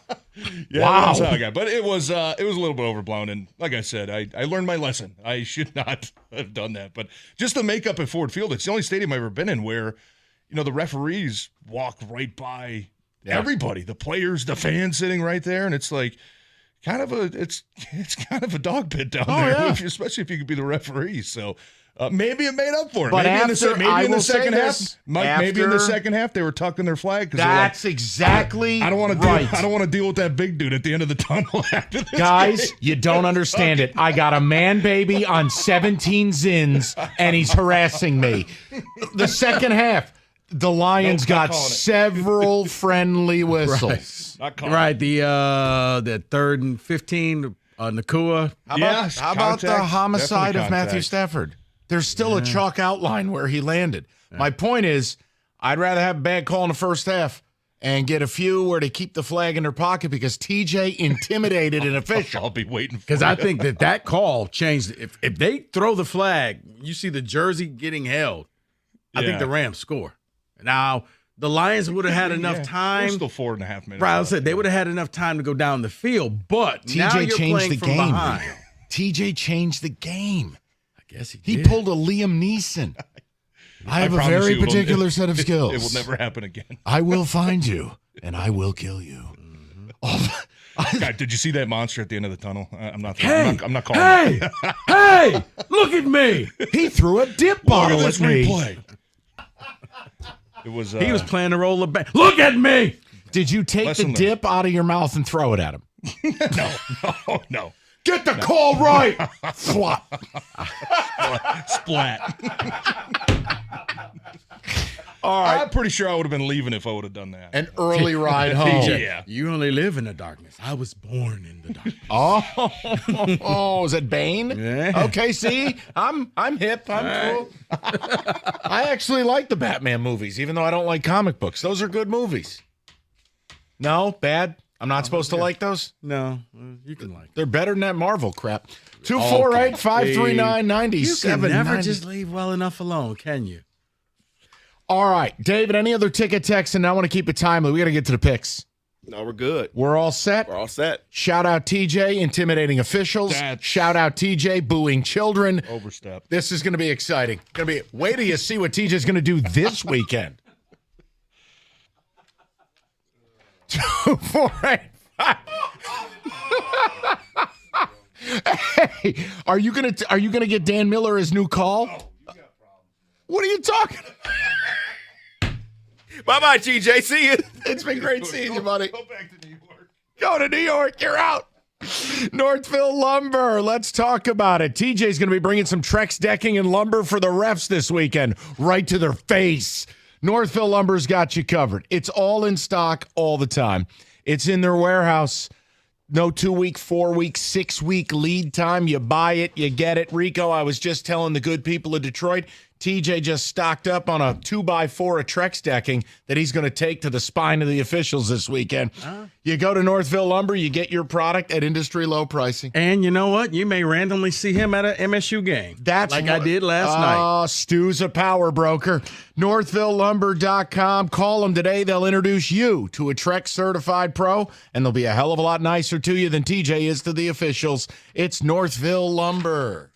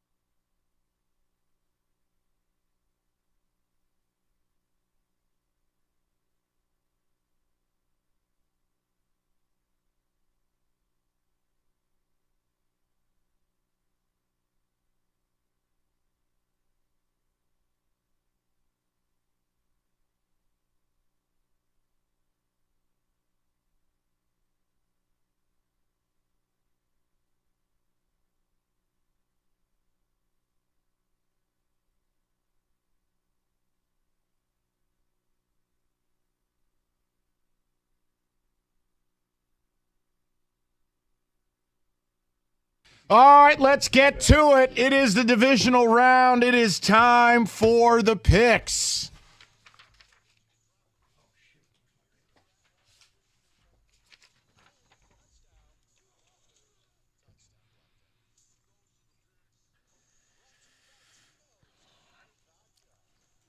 David and I both sizzling at 8-4. TJ, my God, 3-9. It's okay. We forgive you. Rough week. Let's get to the pick, shall we? We lead off Texans, Ravens in Baltimore. Ravens laying 9.5. The total, 43.5. We go to Rico Beard. Man, I want to take the Texans so bad because I don't know if Lamar is going to be playoff Lamar or regular season Lamar. Then be a man and do it. But I'm going to go with the Ravens. You coward. I'm just All trying. day I've had to hear about the damn Texans. Take the Texans with the 9.5. Why don't you do it with your pick? Fine. You know what? Fine. I'll take the Texans. Yes. How about the total? I'm going to go under. Excellent work. We go to Kenneth Cott. Mike, you don't need to talk me into this one. I'm going with the Texans in the over. Because, Kenny, you're a man of constitution and conviction. We go to David Hatchet Manhole. Listen. All right. Yeah. Okay. Let the world know. The Texans have had a wonderful year. C.J. Stroud has looked amazing. But this week, Lamar's been quoted as saying he thinks about the Super Bowl a lot. He wants to really make it. So I think he's going to. I now feel really good about my Texans pick. Okay. Well, the Ravens are still win. The Texans may keep it close, but the Ravens all day in this one. I also go under. All right. Let's go to our very own referee intimidator, TJ Lang. Oh, my. Oh, come on. Good Lord. Bless. I thought this was a safe space. Oh, my. Bless. Roberto, go He's home. booing children and blasting. Okay. I don't even know. What are we talking about? Texans, Ravens. I think I'm a. It's disgusting. Good Lord. I'm taking the Texans. I think the Ravens. Look, Lamar Jackson hasn't played since New Year's Eve. They didn't play the last game of the year and well rested by last week. I think that could be a recipe to maybe come out a little bit sluggish. I think the Ravens still win the game, but I think Texans cover. And total. I'm taking the over. I think both offenses got potential to put up 30-plus points. All right, we're outside, 20 degrees. You ain't on that fast track indoors anymore, and it still is a rookie quarterback. It's been fun, Texans. Wave goodbye. Your Ubers here. Ravens, and I'm going to go under. I think the Ravens going to get after them this week.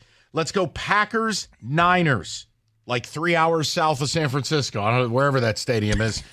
Santa Clara. Niners laying 9.5. Your total is 50.5, Mr. Rico Beard.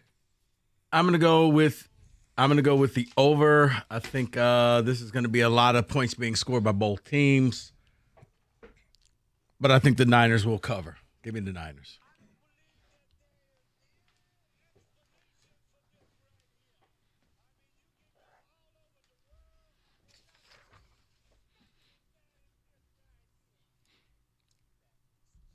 Stephen A., my God. Oh. Stephen, please. Oh, no. Kenny? Am I supposed to follow that? Just caught a stray. Just okay. I think the Packers. Stephen A. Smith. Lord. Oh, my God. All right, someone turn his mic off. Kenny, please. I think this is where the Packers' fun ride comes to an end.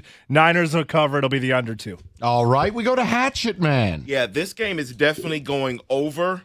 While I really, really would enjoy the 49ers to lose, it's not going to happen. They're not even going to keep it close. 49ers all day.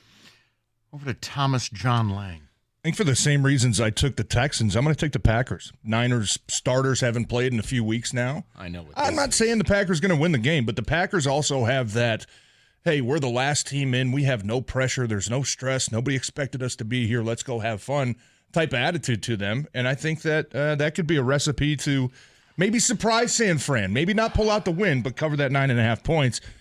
And also, I'm going to take the under on this one. I don't know why. I think it just looks kind of weird. It could end up being a 24-17 type of game. But I think the Packers are going to cover that number, and I'm going to tend on being under that 50 points. Niners, I'm going down with the ship. on. Niners, my favorite play of the week.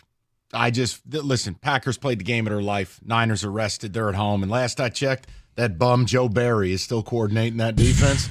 They're just so hit and miss, though. That's what I mean. And the They're Niners, so hit and miss. Niners You are a convinced me on that. monolith. Yeah, you hit me with every data point. I'm going to go Wow. Niners, late at 9.5. I'm actually going over. I think Niners could approach 40 points in this game.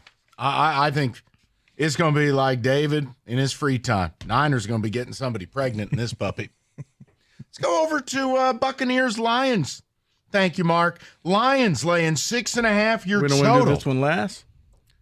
Okay, you're right. We were doing the chronological, but you're fine. Chiefs, Bills laying 2.5. Your total 45.5. Mr. Beard. I think this is it. This is where Josh Allen and the Bills, you finally get Kansas City on your home turf. Give me the Bills. Give me the over. Mr. Cott. I heard Cookies likes the Chiefs here, and that's Mr. Smarm himself. So your week, Cookies. I'm going to take the Bills, and I'm going to take the over. Yeah, Cookie's picking the Chiefs is kind of tough there, but Now, you know what that is. He's a slap. yeah. He loves the Chiefs. He still thinks it's 2020. I don't know what to say. Yeah, I think the Bills are going to be slamming some people across that table. So I'm going to go Bills and the under. TJ. Well, let's make it 4 straight because I'm taking the Bills too. Are you really? Yeah, just a couple weeks ago, I said, hey, they might be my favorite to come out of the AFC. Just the way that their offense has potential to score a ton of points. Josh Allen's so freaking fun to watch, man. I'm going to take the under too. It always seems like when these two teams match up, it's 24-20, 23-17 type of game. I don't know what the weather's going to be like in Buffalo. Got people lined up can't to be pleasant. No, they got people lined up to shovel the snow. It can't. I mean, it ain't going to be pleasant. I'll put it that way. I'm going to take the Bills winning 24-20. Yeah, and last time they faced each other, 20-17. You're right on with it. The under for me. My issue and why I don't love the game itself, the Bills' injuries, 3 of 4 in the secondary are hurt, questionable, injuries at the linebacker level. If David's bum-ass Steelers and Mason Rudolph could begin moving the football on them, that gives me pause. But I'll go with Buffalo because if I have to look at Pat Mahomes yelling at people anymore, my head's going to explode. Travis Kelce looks, what do you have, washed. 3 drop passes? He's done. Last week? Oof. Just go get married already and leave us alone. All Might right. as well play for the Eagles. Okay, then Bucks, Lions. Lions laying 6.5. Your total 48.5. Mr. Beard. Once again, I think this game goes over in points, but I think the Buccaneers keep it close. Give me the Buccaneers and the points. We go to a less nervous Kenny Cott. Last week you were on the verge of passing out. This week you're very calm. Yeah, it's because they finally got over the hump. I'm going to take the Lions, lay the points, and the under, just barely. Okay. Hatchet. Yeah, I'm going to make this pick for Detroit. I really want Detroit to be in the NFC Championship game, but it will be the Bucks that keep it close, but it will be over as well. All right. So David taking the points, and there will be points scored. TJ, your thoughts? Yeah, I'm going to start with the under. I could see this being a kind of a classic. Like I said, I wouldn't be surprised if both offenses struggle a little bit to figure out what the opposing defenses are throwing at them game plan-wise. So I'm going to take the under on that, and, I'm going to take the Lions. I could see it maybe being a 27-17 type of game. You could see a long drive and a field goal to put it to 2 scores late in this fourth quarter. Give me the Lions and give me the under. Oh, boy. That's Dan Miller's new call debuting Sunday. It's going to be exciting. TJ, can you talk to Dan about it? It'd be a great addition to the broadcast. If J-Mo scores, come on. No. Maybe we can just get that looped into our broadcast so none of us have to say it. Jahmyr Gibbs, handoff. He makes it into the touchdown. Jahmyr Gibbs. They did it. All right. That's so ridiculous. 4th and 2 for the Lions. They hand it off to David All right. Montgomery.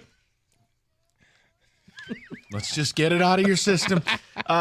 Give me the points, and I'm going to go over. I think it'll be a higher scoring game, and I feel like Ben Johnson and Goff will have answers for the blitz. Lions should be able to approach 30 points. But you're taking Tampa in the points. I gotta, just because Yeah, I when feel your the same defense way. looks like the Lions, they could be up 14 in total control like TJ's talking about, and a late garbage TD, and you lose the Or cover, they're- not the game. Yeah, or the Lions are up by 4. They force the Bucks to go for it on the 4th down, and they don't get it. But they win, but just the Bucks. All right, you guys are just making excuses. Come on. What do you mean? Lions are winning. You're talking no, yourself. we're saying they're What's gonna winning. happen? I'm What's gonna saying- happen? Shut up. Lions are going to win this game. Right. We just said that. But I gotta take the By points. 10. Why don't you go boo some children again? Somebody could tip a ball. Touchdown.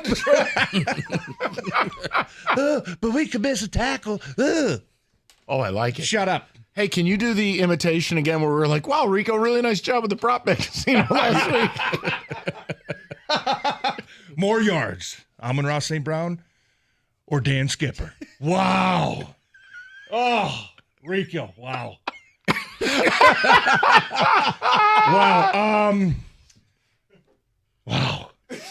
That's I got to outstanding. take Amon-Ra St. Brown. That's I gotta outstanding. take, Oh, it's great. right? I mean, I got it. I have to. That's you the know, Skip picks. could get one out of the, I don't know, play action. Keep booing those little kids, man. You're doing God's work. 97.1.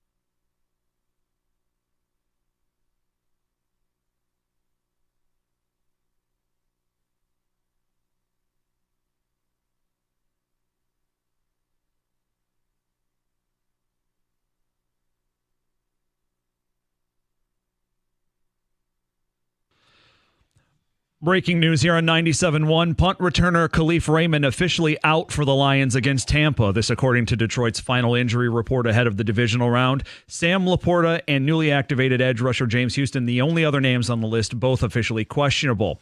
For the Bucs, veteran edge rusher Shaq Barrett and backup running back Chase Edmonds are both listed as questionable. It's no secret what Todd Bowles and the Tampa defense plan to do against the Lions. They're going to blitz. The Bucs send at least one extra pressure 40% of the time. That's concerning given Jared Goff's limited mobility and prior performances against pressure this year, right? Well, maybe not. Goff's expected points added against the blitz this year is better than what it is against four rushers. He posted a .32 EPA against the blitz the first time the Lions and Bucs met. And most importantly, Goff was money against Tampa's blitz on third downs. Detroit's QB completing 9 of 16 third down passes back in Week 6. The Bucs blitzed on more than half of those opportunities. Goff almost exclusively went to St. Brown and Laporta in those situations. In Major League Baseball, the Astros have signed all-star closer Josh Hader to a 5-year, $95 million deal. It's the biggest ever for a relief pitcher. And in college football, Ohio State has hired Bill O'Brien as its new OC. And Wings and Canes tonight on 97.1, coverage starting at 6:45. At the Corewell Health Update Desk, I'm Beanie Howell. For more, go to 97.1 The Ticket or Odyssey.com.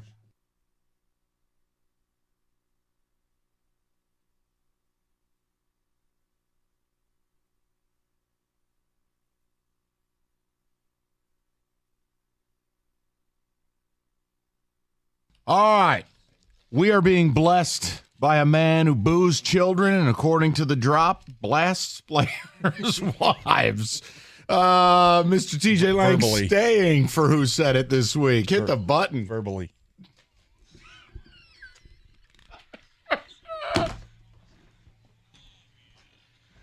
Just play the drop one time for the people. I have to Please have it. don't.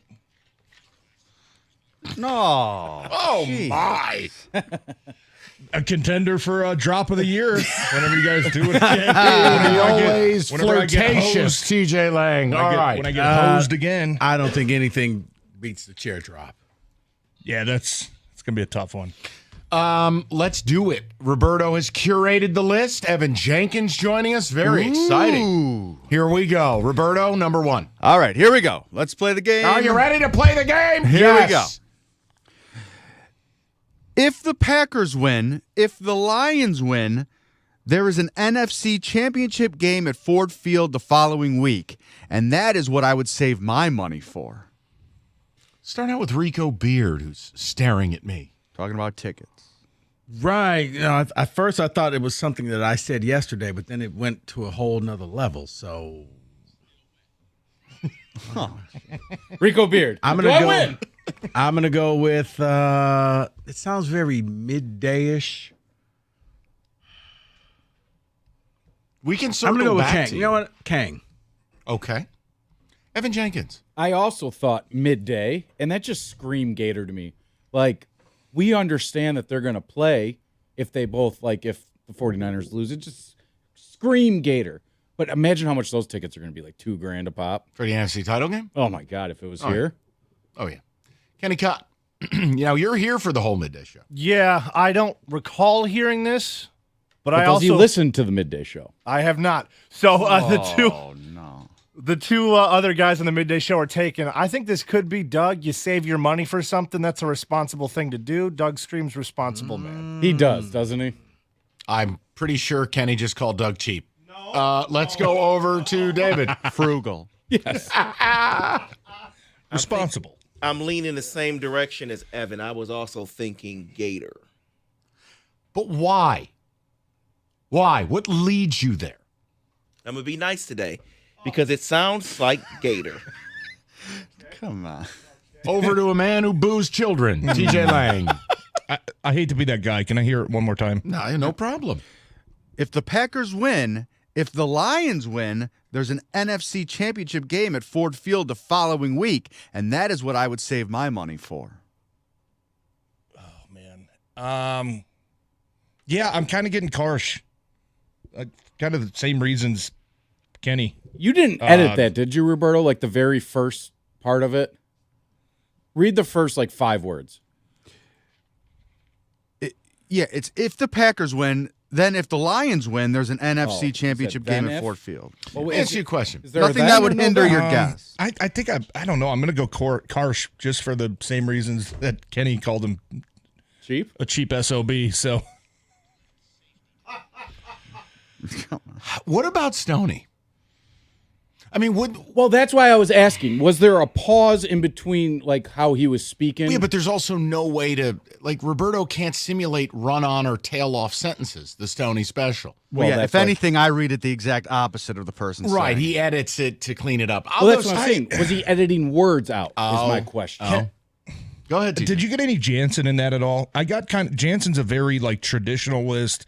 Hey, NFC North matchup. That's 'cause what he you went want to to that save your first money. game. Right, but that's what you want to save your money for. That matchup. How can you say that when you man. just spent money on the first game? Are we no, gonna I get could to a talk my way second one? anywhere. All right, I'm sticking with Karsh. Boy, we're having a great conversation, and Right. Dad comes and yells at us. Who said it? Who said it? If the Packers win, if the Lions win, it's the NFC There you championship go. game at Ford Field the following week. And that's where I would save my money for. There we go. I didn't know you listened to the morning shows. Definitely not. Big fan. He sets his alarm. Oh, yeah, you know it. You miss a minute, you miss a lot. You miss a lot. Good call, Mike. Good call. Oh. What's number 2?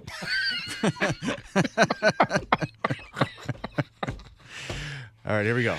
Number 2. The question is, why is Jared Goff playing so well? Is it Ben Johnson? Is it the running game? Is it the offensive line? I'm sure it's a mixture of all that stuff. Well, no bleep. Okay. It's his arm, his eyes. Oh, wow. Which leads me to think. Okay. Say it. We're all thinking the same thing. Yeah, we're all thinking Gator, right? No. No? I'm surprised. What do you got? Wednesdays with Wojo. Oh, you're right. Talk about a guy who just says a lot of nothing.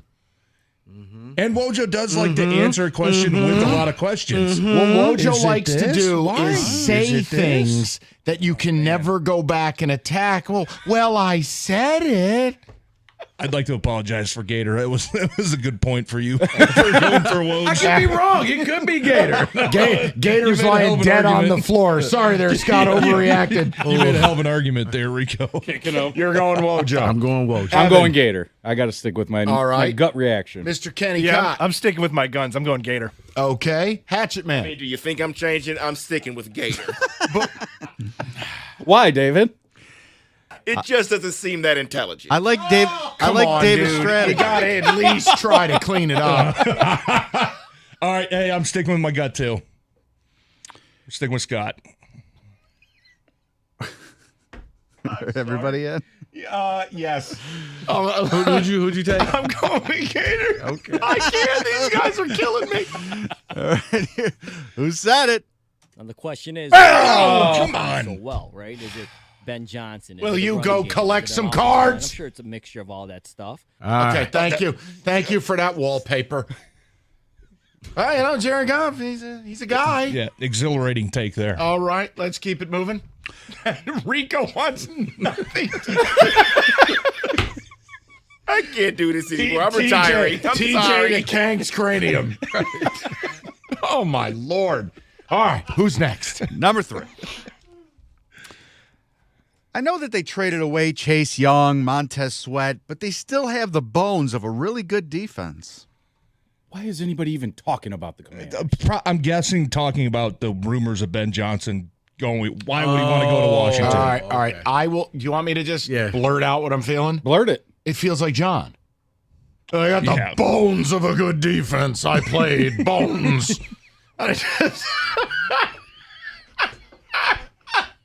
That screams bones of a defense. Screams Milliken to me. Why is that?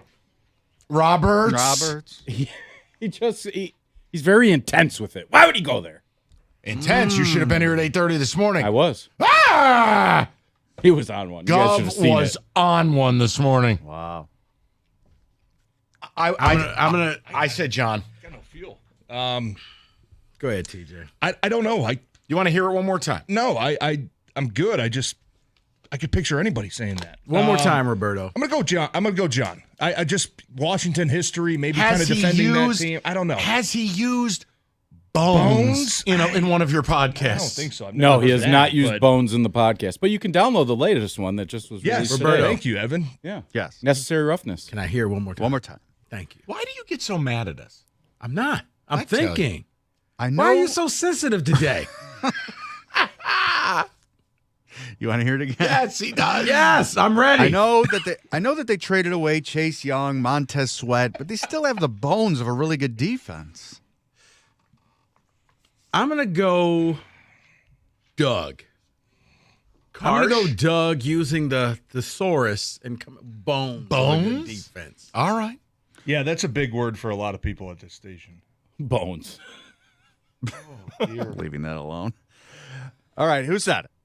I know that they traded away Chase Young, Montez Sweat. Hold but They on. still have the bones. Me and Kenny didn't even get a chance to Why is this taking so long? Wow. We'll give you guys a half point. I blame Rico for trying to run the hurry up offense here. Run the hurry up. I just said, can I Tempo. NASCAR. Here we go. We good. Got caught in the full court press. Sorry, guys. All right, we'll let them go first. Next one. All right, we got one more? Yes. Let's go quickly. All right, here we go. They've exorcised so many demons. They are on this revenge tour, if you will, and I think it kind of started with the game against Green Bay to finish the season last year. Wojo, revenge tour, Michigan, Wojo. And if you will. Damn. You know what, Newspaper. David, I'm with you. I think I'm with David, too. That was a really good sell. Yep. Yep. I'm aboard Here the we train. go. Tempo. 1, Mike. Omaha. I'll take Wednesdays with Wojo. We're all on Wojo. What do you got, Roberto? All right, this one's for you, David. They've exercised so many demons. They're on this Wow. revenge tour. And In the face. kind of started We with panicked under the pressure. game Yeah. against Green Bay to finish the season last year. We threw that pick. Yeah, we panicked against pressure. We didn't see the guy off the edge. We all failed on that one. Wow, he ran a stunt and TJ didn't catch the loop around. Wow, what an Micah Parsons just standing right there saying, I'm blitzing. Oops. David's nightmare. It's Gator, and he didn't guess it. Tremendous job by all, TJ. Thank you for hanging out. Tremendous slander by you as well. That is who said it. Hey, the Big Fitness Energy Sale is extended, but it ends today. So you need to head over to your local Planet Fitness if you want to join. Planet Fitness, home of the judgment-free zone. When you walk in there, all you need is 24 cents, less than a quarter, down, $10 a month after that, no commitment. And you get the squeaky clean gym with tons of new equipment. Some gyms have new cardio equipment. Some have new strength equipment. Planet Fitness, home of the judgment-free zone. And if you say, you know what, I don't have a ton of time, you can get a full body workout in just 30 minutes on the 30-minute circuit. All memberships include a fitness training. So it's very simple, guys. Head over to your local Planet Fitness right now. 24 cents down, $10 a month. If it's too cold for you, the weather's too bad, simply go online, planetfitness.com to get started.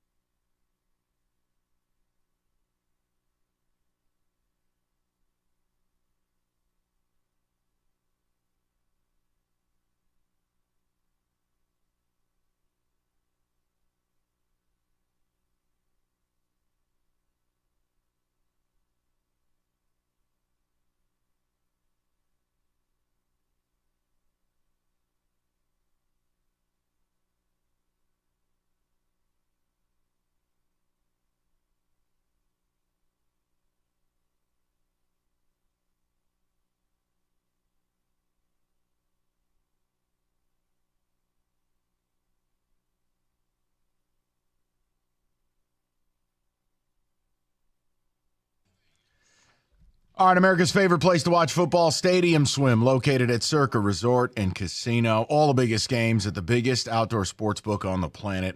6 pools, 3 levels, perfect view with a big screen. It's Serta Resort and Casino in downtown Vegas. Stadium Swim. Book that spot today at circalasvegas.com.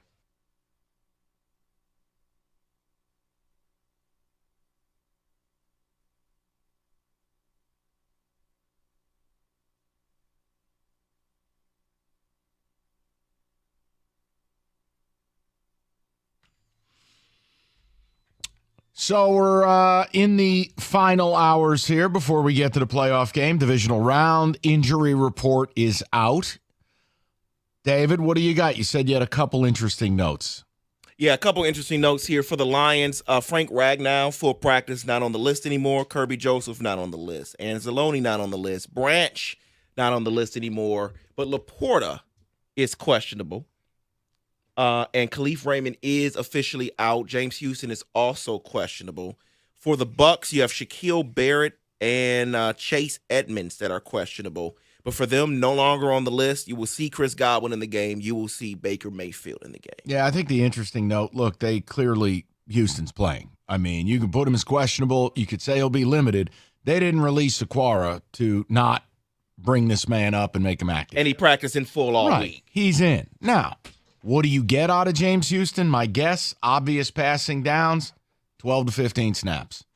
And, you only got to be impactful on one of them for it to be worth it. As far as Laporta, he'll play. But I'm with Rico on this. It's a multi-week injury. He's battling through it. He's a warrior, man. He went out there last week, gave you what he had. He was certainly more impactful in the running game than the passing game. No way he's not going to make the field. And I think the same. I think both will probably get maybe 12 to 15 snaps. For Laporta. Yeah. For the Bucs, I'm sorry. The Chase Edmonds thing, I think they've woefully underutilized him. I always liked Edmonds when he was in Arizona. He can catch the football. They don't throw it to him.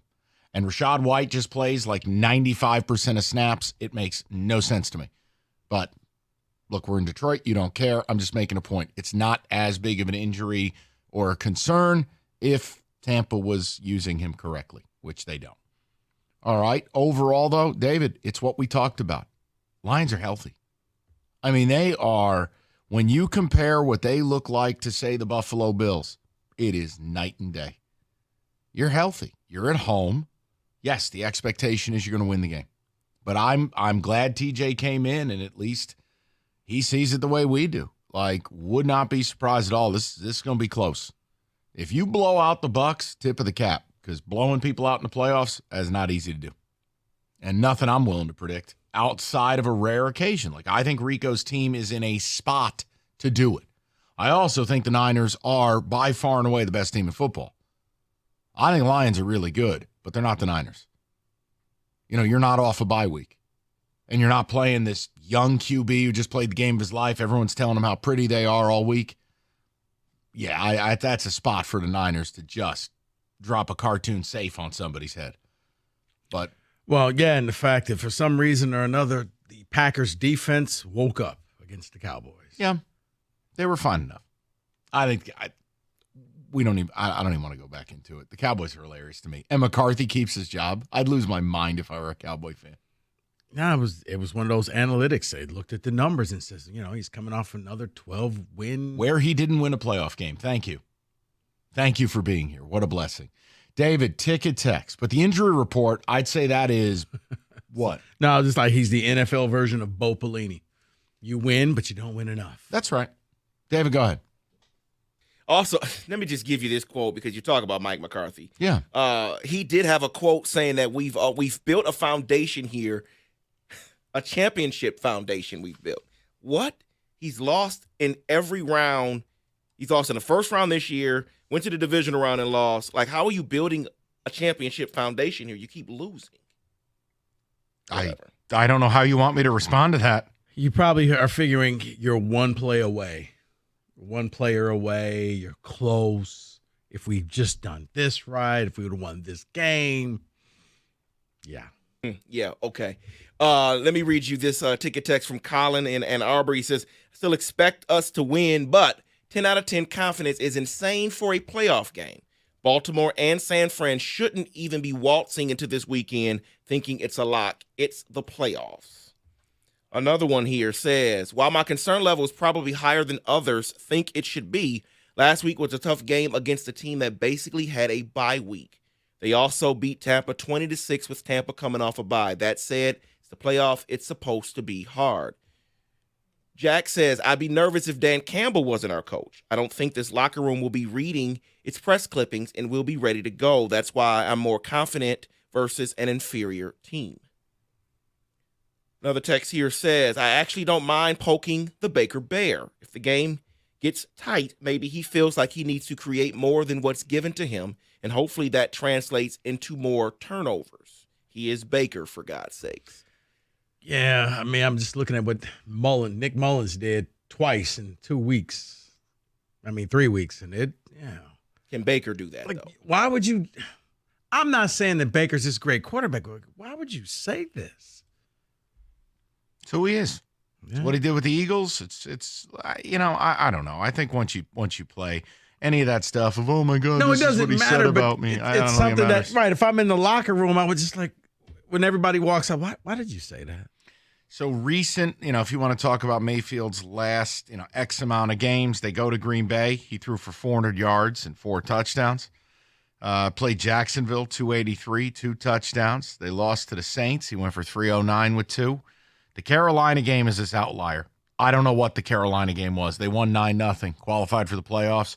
He didn't do much of anything. Nobody. And then the Philly game, again, 337, 3 touchdowns, no picks.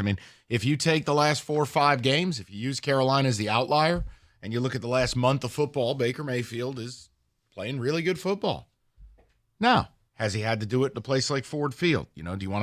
Has he had to do it in the playoff? I understand. And I won't overstate what he did last week because I don't think he played a team that was interested in playing football for money. The Eagles did not want to be there. The Eagles are horrific. But obviously, I take Goff over Mayfield. But I just don't view Mayfield as like this scab. Like, he's not Nick Mullins.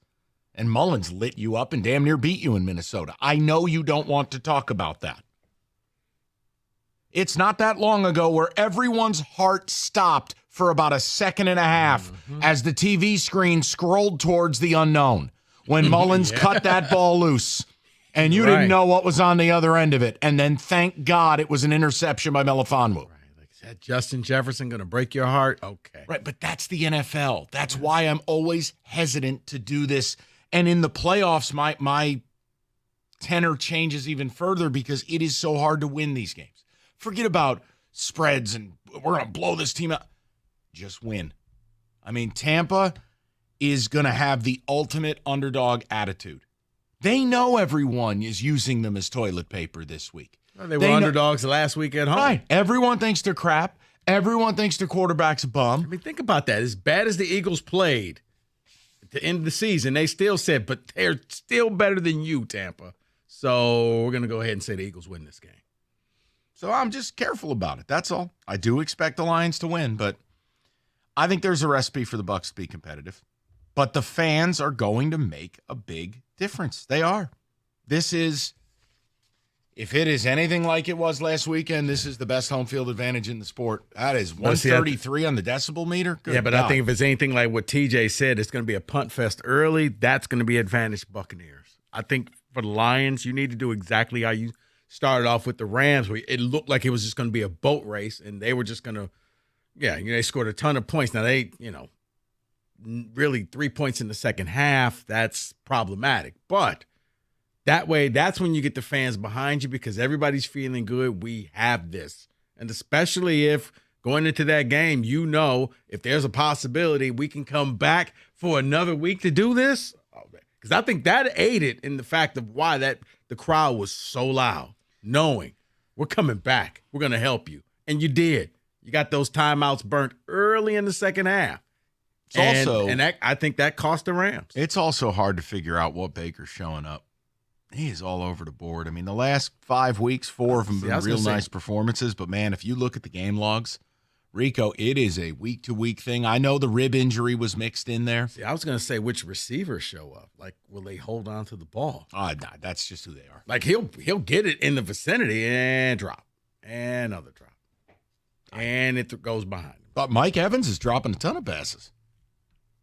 So, yeah, look, the Lions, if they play clean and they play their game, you like to believe they're going to be okay. But I just don't believe all of a sudden Tampa's going to roll in and lose 50-0. So we'll see. I expect we will be here Monday talking Lions-Niners. What about Tampa versus the mini Campbells? Right, the mini Dicka. 248-539-9797. Hungry Howie's. Nothing better than a pepperoni pizza. Settle in for the big game this weekend with the Pepperoni Duo Pizza. Pepperoni Duo, delicious. 2 kinds of pepperoni. Not to mention 100% real cheese, not that Wisconsin space cheese other places use. Fresh dough made in-house as well. $9.99. Limited time only. The mix and match deal, $6.99. You pick the entrees on the menu, match them up. Dinner's on the table in 20 minutes. It's Hungry Howie's Pepperoni Duo, limited time only for just $9.99. It's Hungry Howie's.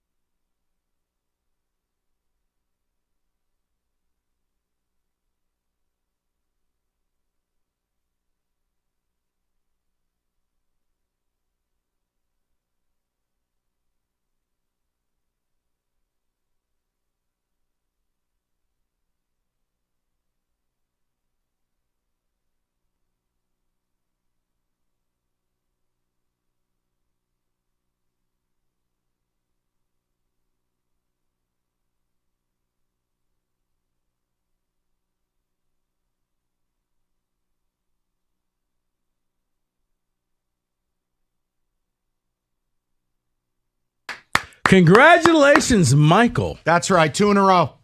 2 in a row. Is it really Michael Gennaro? I don't know. I like that. It's MG. Bleep Hole Johnson. MG, What do you got for me? So let's start it off. Buccaneers halftime score over under 13.5. Wow. Ooh-wee. Hope you're listening, TJ. I will go under. Out loud, as you were reading that question, I said 14 before you said the number, so I'm going to say over by a half a point. I'm under by a half a point. Ooh.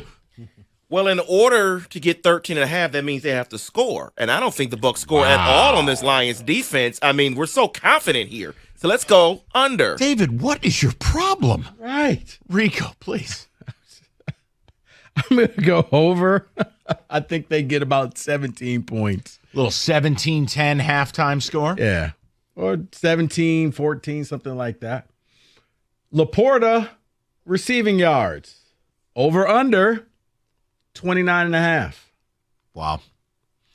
The actual total on FanDuel's 41. I think I'm going to go under. I'll go under. Yeah, that's only a few catches if he's running. We had 2 catches last week. He had For the how many touchdown. yards? 19. 19? Yeah, he'll go over. But it's such a tough question not knowing the true health of the player. Another week, though, of getting up to game speed, getting healthier. He might get more than 2 targets. I'd love to see over. Love. You're going over, Kenny? Look, he's an He's going to all-pro score tight end. 20 times. He's an all-pro tight end. So how dare you doubt him? I don't care about his health. I'm going to go over. That's a hurt individual right there. I'm going to go. Do you see my team playing this weekend? Have they played all season, David? I'm going to go under. I tried to tell you from game 1, and you didn't believe me. Jared Goff interceptions. Over, under. Under. Wow. Okay. Kenny just taking the blind under. Can I hear the number, please? David, do you want to hear the number? Okay. Over, under 0.5. You know what? Let's have some fun. I'll go over. All it takes one tip ball, somebody in a passing lane. I'll say there'll be a turnover. There'll be one. Not every game is perfection. Yeah, it's definitely going to be an over. I mean, they have a really good linebacking core. They'll force something. Yeah, over. I'm with you guys, too. I got the over. Kenny's the only one that went under. Jahmyr Gibbs rushing yards.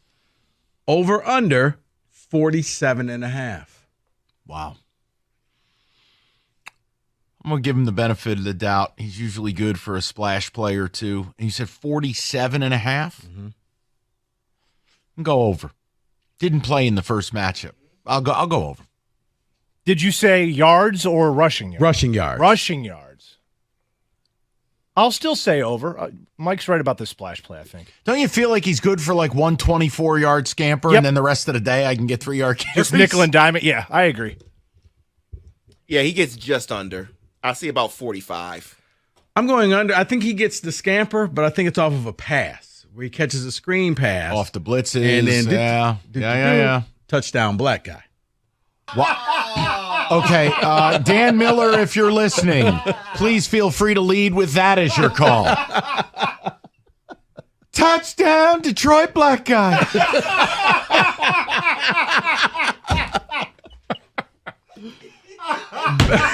I'd fall out of my seat. Yeah, Dan would win. You know what? Doesn't matter about the game, Dan. You win. The look on Lomas's face. I'm sorry, Dan. What? Baker Mayfield passing yards. Over, under 255.5. All right, game script. I think Tampa is going to end up throwing it 40-plus times. Meaning, man, you best get to 250 if you're throwing it 40 times. I'll go over. Yeah, I'll go over as well. Yeah, their only chance to win is if he goes over, so over. Okay, I'm going over as well. Up next, Baker, 149. A staple of the prop bets. Over under not Jahmyr Gibbs. Jameson Williams, touchdowns, 0.5. Under. Look, it's not a shot, but he's betting on him to score a touchdown. I mean, you're betting on what exactly? Hope? Deep pass. Right. He caught one the last time. I know, but that's 4 months, 3 months ago. I'll go under. He's good for at least one big splash play a game, and it might end up in the end zone. I'll say over. All right. Fine print here. You said touchdown, not receiving touchdown, just touchdown. Correct. Yes, when you break the plane and the referees go like this. No, I'm just asking. 6 points. I don't goes think on it's going to be a receiving touchdown. I think he gets an end around type jet sweep type thing. That's a touchdown, yes, David. over. Yes. Not trying to. I'm going under, but no, I'm not trying to trick you up here. All right. Touchdown. And then Dan Miller would say, touchdown, Detroit black guy. That's not going to become a thing, is it? I don't think so. I believe it will. I think I just saw David mark it down.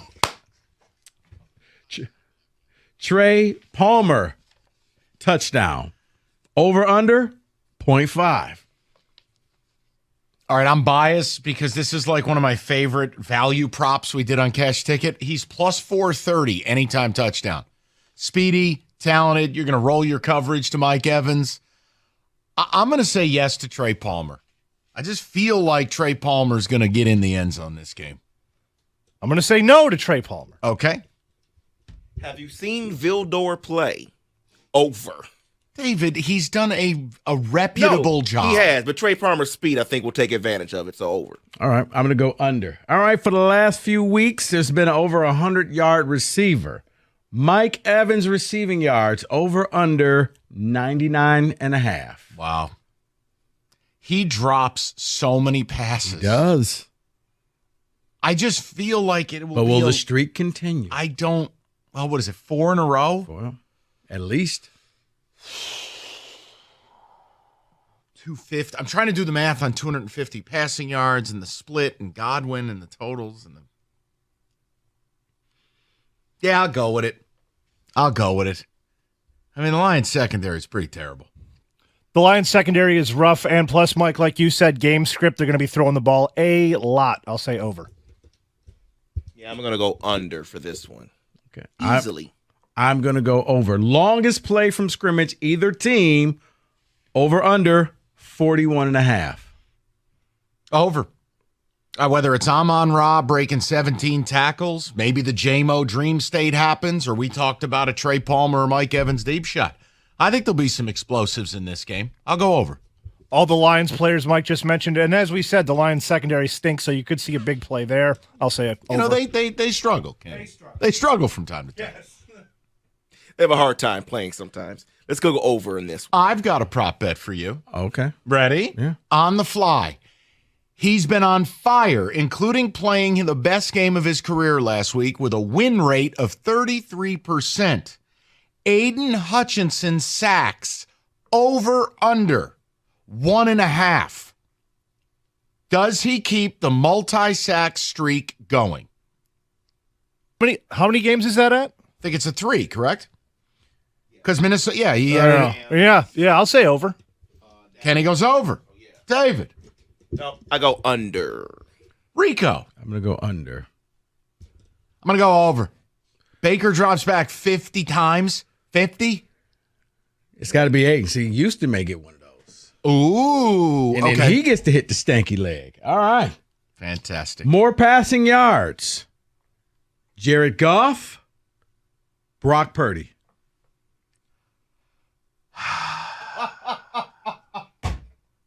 I can't believe I'm going to say this. Purdy. I truly believe the Niners are going to approach 40 points this week. I'm going to go Purdy. Ayuk fest. I don't want to agree with you, Mike. This is tough. Then don't. You're right. Jared Goff, big game. Let's go. Big game Goff. That's right. Ooh, we just gained one. I'm going to go Purdy. You know what? I'm going to go Jared Goff. I think the Niners are going to run the ball a lot more. And again, Goff went for 340 or 350 the first time they played. More yards receiving. Brandon Ayuk, Amara St. Brown. Ayuk. I think Ayuk's going to have a monster game. I have nerdy reasons, but you could listen to Cash Ticket for those. Ayuk. The Lions are going to spread it around, so I'll say Ayuk as well. I'm going to say Brown on this one. Rico. Ayuk, alternate line. Over 100 yards, plus 260. You got Feel me so the vibes. All right, last one. Lions halftime score or Tyson Walker's final points same day? Who the hell stay playing? At Maryland. And it's his total versus their halftime. Yep. I'll take Tyson Walker. He'll have 18 or 19. Maybe the Lions have 17 at the half. Lions halftime. The third quarter is always their bugaboo, not their first or second quarter. Kenny Cott, shrewd. Well, the Lions are the best team in the David, NFL. will you please? No, seriously, I'm going to go to Walker. Rico? I'm going to go Walker as well. And that's hold on, for Rico. Touchdown, you. Get ahead of the game. 97-1. They make car buying and certified car Congratulations, service. Michael. Celebrate. That's right. 2 in a row. The new vehicle. 2 in a row. Is it really Michael Gennaro? I don't know. I like that. 4x4 elevation edition. Lee Paul Johnson. MG, What do you got won. for me? New stock arriving daily. Let's start it off. In stock as well. All you need to do, go to Moran Buccaneers halftime score car service, over under ordering and in-stock 13 and a half. It's Moran Buick GMC. Wow. You always get the best price period. It's on Telegraph, hope you just listen. north of Eureka and Taylor, or at MoranExpress.com. I It's will Moran go Buick GMC. We under. are professional grade. Out loud, as you were reading that question, I said 14 before you said the number, so I'm going to say over by a half a point. I'm under by a half a point. Ooh. Well, in order to get 13 and a half, that means they have to score. And I don't think the Bucs score at all on this Lions defense. I mean, we're so confident here. So let's go under. David, what is your problem? Right. Rico, please. I'm going to go over. I think they get about 17 points. Little 17-10 halftime score. Yeah. Or 17-14, something like that. Laporta, receiving yards. Over under 29 and a half. Wow. The actual total on FanDuel's 41. I think I'm going to go under. I'll go under. Yeah, that's only a few catches if he's running. We had 2 catches last week. He had For the how many touchdown. yards? 19. 19? Yeah, he'll go over. But it's such a tough question not knowing the true health of the player. Another week, though, of getting up to game speed, getting healthier. He might get more than 2 targets. I'd love to see over. Love. You're going over, Kenny? Look, he's an He's going to all-pro score tight end. 20 times. He's an all-pro tight end. So how dare you doubt him? I don't care about his health. I'm going to go over. That's a hurt individual right there. I'm going Do to you go. see my team playing this weekend? Have they played all season, David? I'm going to go under. I tried to tell you from game 1. You didn't believe me. Jared Goff interceptions. Over, under. Under. Wow. Okay. Kenny just taking the blind under. Can I hear the number, please? David, do you want to hear the number? Okay. Over, under 0.5.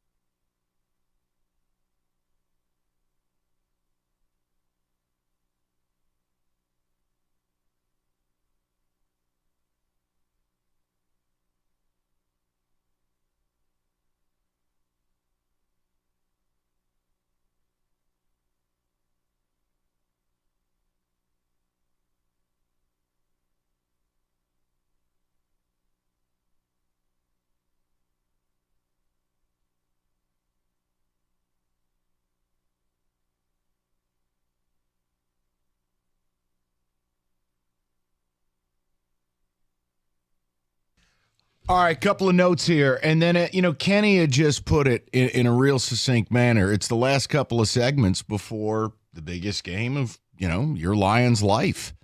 And the question that I came up with is this.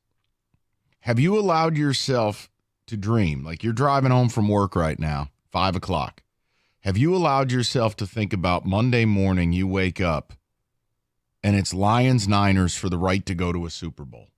I want to think about that. 2 short years ago, this crew came in and took over the worst roster in the league. Dan Campbell had a real rough go his first 20 games, 25 games. They were sitting at 1-6 in year 2.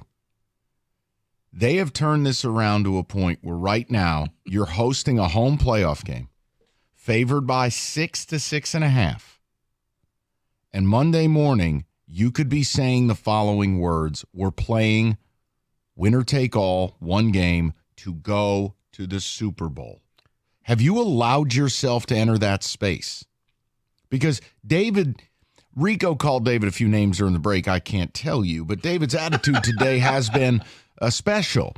And it's just this very idea Richard-like. That, right, if Lion fans are going to be this cocky, then I wonder if you've allowed yourself not just to believe in the win, but to understand what the win is going to get you. I mean, think about this. Last year, we were talking about, is Dan Campbell going to get fired after 2 seasons? Is this it? You can't allow this man to continue. They were 1-6. It was going down. You had just got blanked by Bailey Zappi, a Matt Patricia-led offense at New England. That's how bad things were. And now, if you win this game, you're 60 minutes away from the dream that I think every Detroiter wants. Now, if you think there was crying for the first game last week, they win that game, oh my goodness, nobody's going to work that next Monday. No. Celebration all throughout the week. It would be 2 weeks of just euphoria that they're going to the Super Bowl. Right, but that's what's on the other side of this. And that's the one thing I haven't heard. People don't want to use the words Super Bowl. They're reticent to do it. They'll talk about blowing out the Bucs. They'll talk about what it all means. But, guys, what it means is you get in a 60-minute football game where anything can happen. If you play San Francisco, do I think you win? No, absolutely not. But you can. You know who else wasn't supposed to beat the Niners? 1990, my Giants. Giants had no business beating that Niner team, but they did. It happens. 2011, same deal. It's a weird thing. It's almost like to say, injuries happen. I mean, Brock Purdy, arm off. Backup quarterback, concussion. Christian McCaffrey's running the Wildcat because they had to get a new league rule saying the emergency quarterback can play in the event you lose all your quarterbacks in one game. It actually happened. So it was a shame. I had Philadelphia that day. It was my heart bled for you. 248-539-9797. So thanks, David. I would I learned it by watching you. No, I'm saying basically he's filling in for you right now. I would just like to hear from you guys and tell me if you've allowed yourself to dream, or are you just focusing on Sunday? See, because I think that you can. And this goes all the way back to the first game. And I said, you beat Kansas City at Kansas City, you can say the word Super Bowl and nobody's going to laugh at you. No. I don't know if it's sunk in yet for Lions fans, how close you are. But you're there. You're on the cusp. Right. You win this game, we are talking about something that no one's been able to talk about in this town since 91 and before it. When was the last time the Lions were in the NFC title game before 91? They weren't. Okay, then. So think about that. It was called the NFL Championship in the 50s. Yeah, exactly. Yeah, I think the closest they got was the Monty Clark praying game in San Francisco when they missed the field goal. Was that divisional round? Yeah. But had they made the kick, they would have made it. Right. Yeah. So, obviously, rarefied air. But it's right there for you. But I understand if you don't want to think about it. I understand, because I think a lot of people, Mike, it's when you're throwing the no-hitter, you don't say no-hitter. Don't say it. Don't say it. You're going to jinx everything. It's not really a jinx because you have no say-so what happens on the field. 248-539-9797. David, you want to do a few ticket texts here? Yeah, I'll also, do a few. by the way, just for playoff purposes, Gabe Davis ruled out for the Bills. That's a big loss for them out wide. Go ahead, David. Just talked about that today. Think the reality is that we are afraid to dream. We are staying in the zone for Sunday. Go Lions. Okay. Staying in the zone. Apparently he's playing. I guess he has to stay in the zone. No, we're not too confident. You can't be too confident. We have never been here before, not since 1991, but we are here now. We're favored and we're fans. This is what being a fan is. We're talking smack. Okay. Yeah, no, I just disagree with you, but that's cool. That's why I don't get along with people. I think that's just such a dumb, lazy answer. So basically you're saying being a fan is, hey, I'm void of any intelligence or maturity, and I'm just going to blather smack on the internet. Like, I'm not interested in that. No, and I think it's probably why David's feeling the way it is. Being a fan, sometimes people feel like it's a God-given right to be obnoxious because I'm a fan and this is my time and I'll say whatever I want, and then if something happens, you're going to forget about this, right? Like, no, we're not. Like, I'm excited as all hell for the game, and I think they're going to win. But I just have seen enough playoff football, both with my own team and overall. These games are hard, man. And weird things happen. If you're lucky enough to win one, it's great. Man, blowing people out. I mean, Mike's team's won the Super Bowl X amount of time. Yeah, great. You know how many blowouts are mixed in there? Not many. I remember the last time the Niners made it. They made it off a block punt for a touchdown. But you know what? You take it. Yeah, of course. Right. Go ahead, David. Yeah, someone said, Tim from Brighton says, the last time I was this confident in the Lions to win a playoff game, they were headed into Philly to get jackhammered by Ray Rhodes and Rodney Peete. So, no, I will not be too cocky ever again. All right. Let's talk to the people. We'll do it next. Got a couple of segments, got the picks. But it is. I mean, this is for the right to play for a Super Bowl. You're at home. Line is moved a little bit during the show. It's bouncing between 6 and 6.5. But ball's in your court. You got the opportunities there. I know Kenny's not thinking about it. Kenny won't allow himself to think about it. That's the genesis of the topic. 248-539-9797. We'll get your phone calls next. 97.1.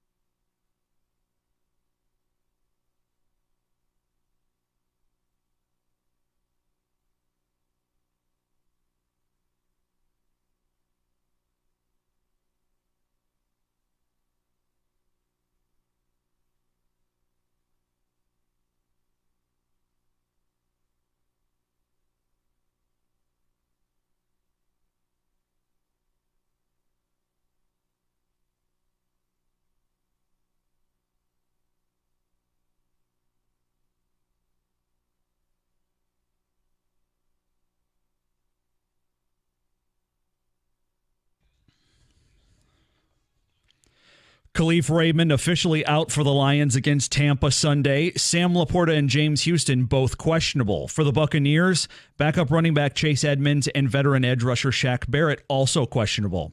The Tampa team Detroit faces Sunday may be completely different than the one the Lions beat on the road 20-6 back in October. But Detroit has come a long way, too, especially defensively. In the first meeting, the Lions played quarters 35% of the time. Since then, Aaron Glenn has called man-to-man on 37% of the snaps. That's the fifth highest mark in the league. Just two teams have seen man coverage less than the Buccaneers. They've faced it on just 11% of all snaps this season, probably because they're dead last in rushing and incentivizing opposing defenses to blitz and play zone behind that. Detroit is sending extra pressure considerably more now than they were earlier in the year, too, going from 17th up to 4th in blitz rate. And with less than 48 hours until kickoff, Lions tickets prohibitively expensive, selling for an average of $1,097 on the secondary market. The cheapest ticket is priced at $675. For that amount, you could buy a ticket to each of the other divisional round games this weekend and still have enough left over for an expensive parking spot, plus a few overpriced beers. By the way, on StubHub right now, there are two tickets 36 rows up from behind the Lions bench near the 50, priced at $50,500 each. Wings at Canes on 97.1 tonight, coverage starting at 6:45. At the Corwell Health Update Desk, I'm Beanie Howell. For more, go to 97.1 The Ticket or Odyssey.com.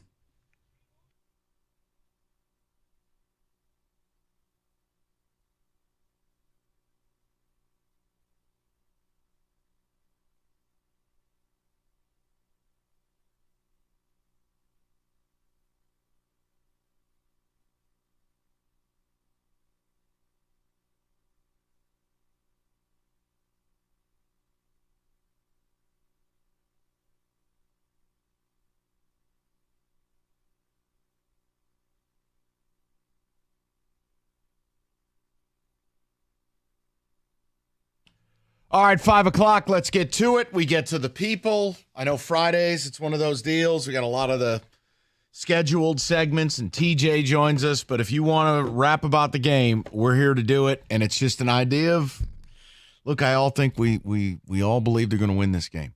A little bit of a scary place to be. I just don't get into the how much you're going to win by thing. I think some people have gone a little too far. But we all think they're going to win, and I'm just asking, have you allowed yourself to understand what's on the other side of it?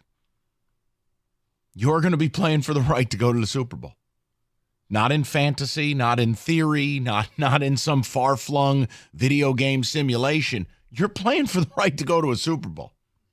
So Kenny won't discuss it. Kenny, the minute I bring it up, is like, nope, you cannot say those two words. Yeah, because at that point, you're probably talking about Lamar and the Ravens. Either Mahomes or Josh Allen, Brock Purdy and the Niners, and you, Detroit. One of those four teams will be hoisting the Lombardi Trophy. So that's in the mix. Here's the other one, too. You heard Beanie's update there?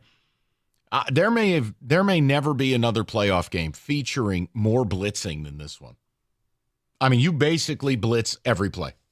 They blitz every play. It's like a battle of two kids playing Madden. I mean, it is just blitz-a-palooza. It is fascinating to see how Aaron Glenn has evolved this season, starting from a guy who did not want to blitz to now being one of the top 5 blitz rate teams in the league. And Todd Bowles, he only knows one speed.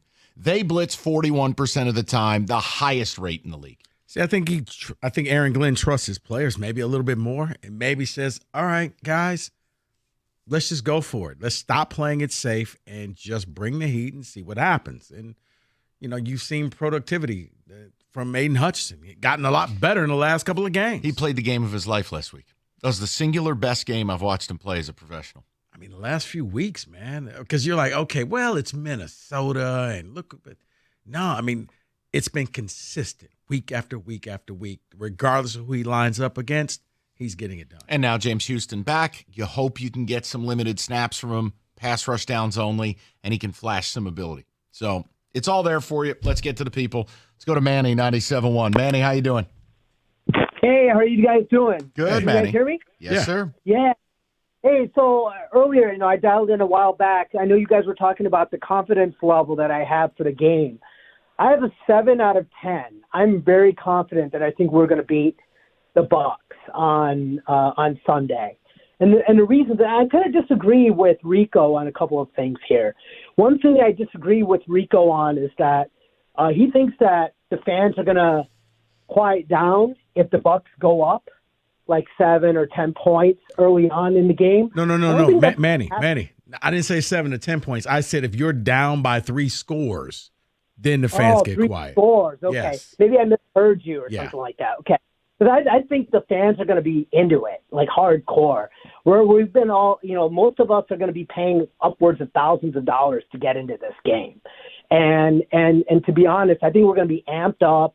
We're going to give, even Baker even mentioned himself in one of the press conferences that he heard from the Rams, or his former teammates from the Rams tell him that, Lions fans are just at another level, right? Yeah, said it was the loudest they've heard. So, yeah, I've heard They've heard, yeah. So I have a feeling that that's going to help maybe force a few turnovers. Another thing here is why I'm confident. Baker is actually still hobbled a little bit. He's injured. Yeah, I don't know if it's a rib injury or not, but he wore like a shoulder or protective gear around his shoulder injury, and he looks like he's a little bit slower. Like, sometimes he likes to leave the pocket or run around every now and then. And it didn't seem like he's that healthy yet. So I don't know. He's been battling a rib injury. It's a really hard injury to play through. And if we get a couple of hits on him, I think we can maybe cause or force a few turnovers. So I think this is a good opportunity to do that. And I live in Philadelphia, and I've been hearing for the last 7 weeks have been an absolute disaster for the Eagles. And I knew going into the game, I actually bet the Bucs to win that game because I was like, there's no way Eagles are going to pull this off. It was just easy money for me. And it's just their defense is an absolute disaster. Tampa is really, I think we can shut down the run. And I think we're going to be feasting on some picks against Tampa. But you're right. And the only reason why I say 7 out of 10, and there's a viability for 3 out of 10, is that sometimes our offense, doesn't score in the third quarter. It's all year long. It's been your calling card. You're the worst third quarter offensive team in the NFL. I can't explain it. Nobody can. Makes no sense. And I don't know why. I just don't understand that. And I think that's the only scary part of the game is that we go all of a sudden silent on offense in the third quarter. With the Rams, it worked because our team was able to, at least our defense stepped up and held them to field goals. But if they're able to convert or if we turn over the ball at all and they're able to capitalize on that, it could change or flip the Yeah, well, Manny, here's the problem. It's not the only scary part, though. Like, you're glossing over the fact that Tampa Bay doesn't let people run the football. And if you're not running the football and we've got to ask Jared Goff to throw it 44 times like he did in October, that's scary. Because that's not Jared Goff. That's not his game. That would scare me. No, you didn't have Gibbs in the first go-around. Montgomery got hurt in the game. You didn't have Jonah Jackson. Do I expect you will have more success than the whopping 14 yards you had? Of course I do. But see, here's the thing. Even if you can't run the ball, the fact that you have Gibbs, if you could throw a short pass to him, that's the equivalent of a running game.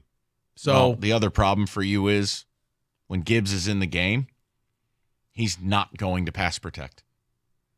So Tampa knows it. And someone like Todd Bowles knows it. You know what? Which means, hey, you win. He's in the game.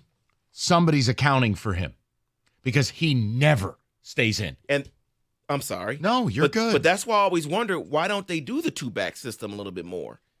That way you really wouldn't know if you're running or passing or who's pass protecting or whatever, right? I don't have an answer. And obviously would defer to Ben Johnson on that. I thought at the beginning of the year when you drafted him, you would see both in the game, but it just has never materialized. David, there has to be a good reason for it. I'm just not smart enough to give it to you. Let's go over to Matt. He's in Royal Oak, 97.1. Matty, what's going on, buddy? Hey, guys, on that last topic, I was the one that called last week and said empty the playbook, try all the 2-back stuff. They didn't need to, and that's fine. And so save it for when you think you need it, because I don't think it's this week. I also said last week that I was more worried about that game than anybody you would play this week, and I still feel the same way. So as far as what you just talked about, though, I just want people to think about where we are in the moment. I mean, I've been listening to your show for a long time, play fantasy football, which gives you a lot of perspective on other teams and other fan situations. Sure. Let's run down the checklist of what we've been complaining about here forever. Ownership. You finally have a good owner that's made good moves. Oh, well, how come we can't get a good GM? You finally have a good GM. Oh, well, good coach. Check. Good coordinators that other teams covet when it comes time for coaching searches. Check. Drafting players that you actually keep on your team and build through the draft. Check. Not having to overpay for free agent players. Check.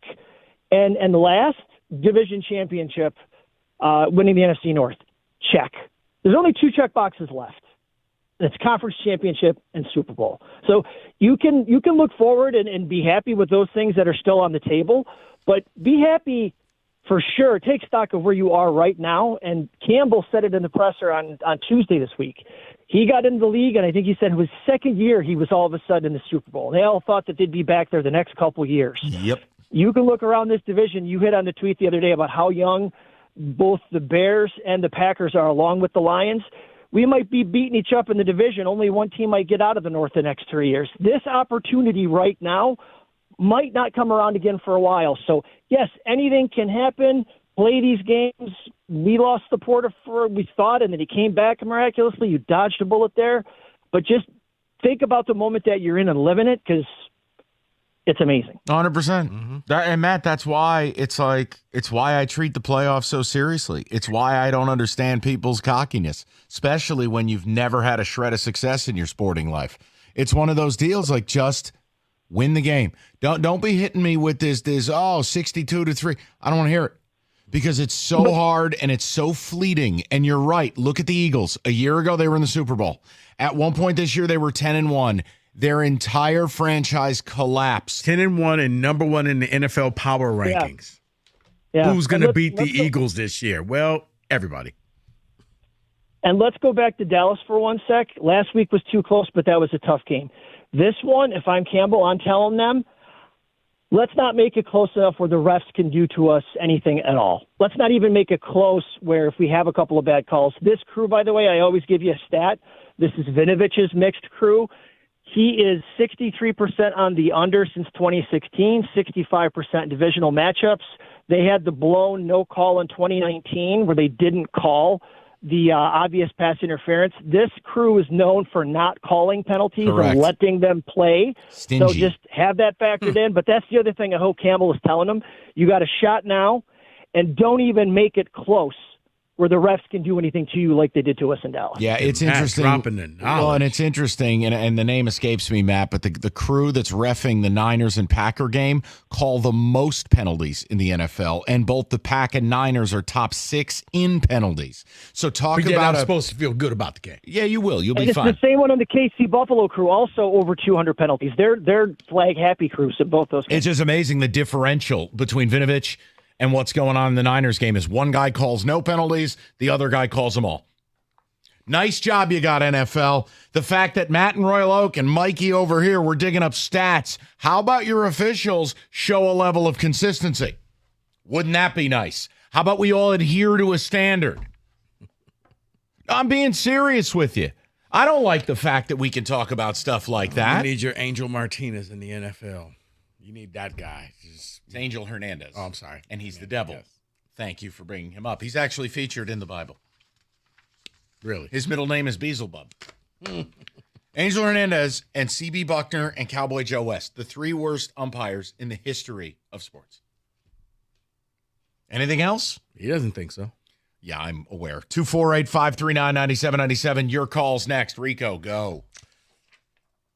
Well, the new semester is always coming around as Specs at LTU, and you can make sure your name is on the register. If you want to get a career in radio, TV, you're a graphics design artist, Specs at LTU can help you achieve your goal. They can be that bridge for your future in radio, TV, or broadcast media. So what are you waiting for? You need to get to the website, ltu.edu/specs, to learn more about the broadcast media arts, digital media arts, and graphics communications program taught through Specs at LTU on the campus of Lawrence Tech right here in Southfield. with the hands-on experience approach, and you're going to be taught by instructors who work in the business like yours truly. So you're going to learn the practical skills you need to succeed in today's media industry. So once again, what are you waiting for? Go visit the website, ltu.edu/specs, to learn more about the radio, TV, and graphics design curriculum taught through Specs at LTU. And then once you're there, make the magic by enrolling in Specs at LTU certificate program today. Remember, visit the website, ltu.edu/specs, to learn more and then enroll in Specs at LTU certificate program. Do that today.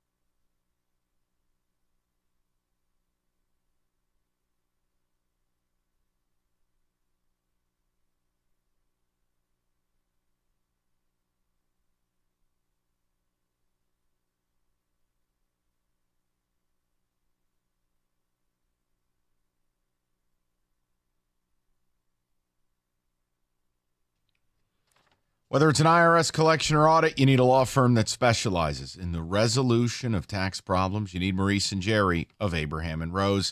They are legitimate representation. It's not just a tax service. Jerry and Maurice, look, they know the IRS. They've worked for the IRS. They understand what the plan is. They are going to create one of their own, fight for you, and become the direct contact for the IRS, meaning you don't have to deal directly. AbrahamandRose.com. That's AbrahamandRose.com, or you simply pick up the phone and call 248-539-5040, and you will never personally have to deal with the IRS again.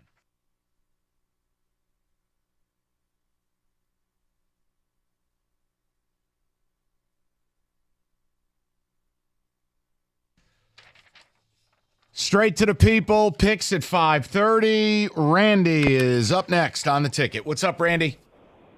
Hey, how's it going, fellas? Good, Rand. What's going on? Well, I'm going to ask you to put on your tinfoil hat a little bit because you're asking about confidence level, right? Yeah.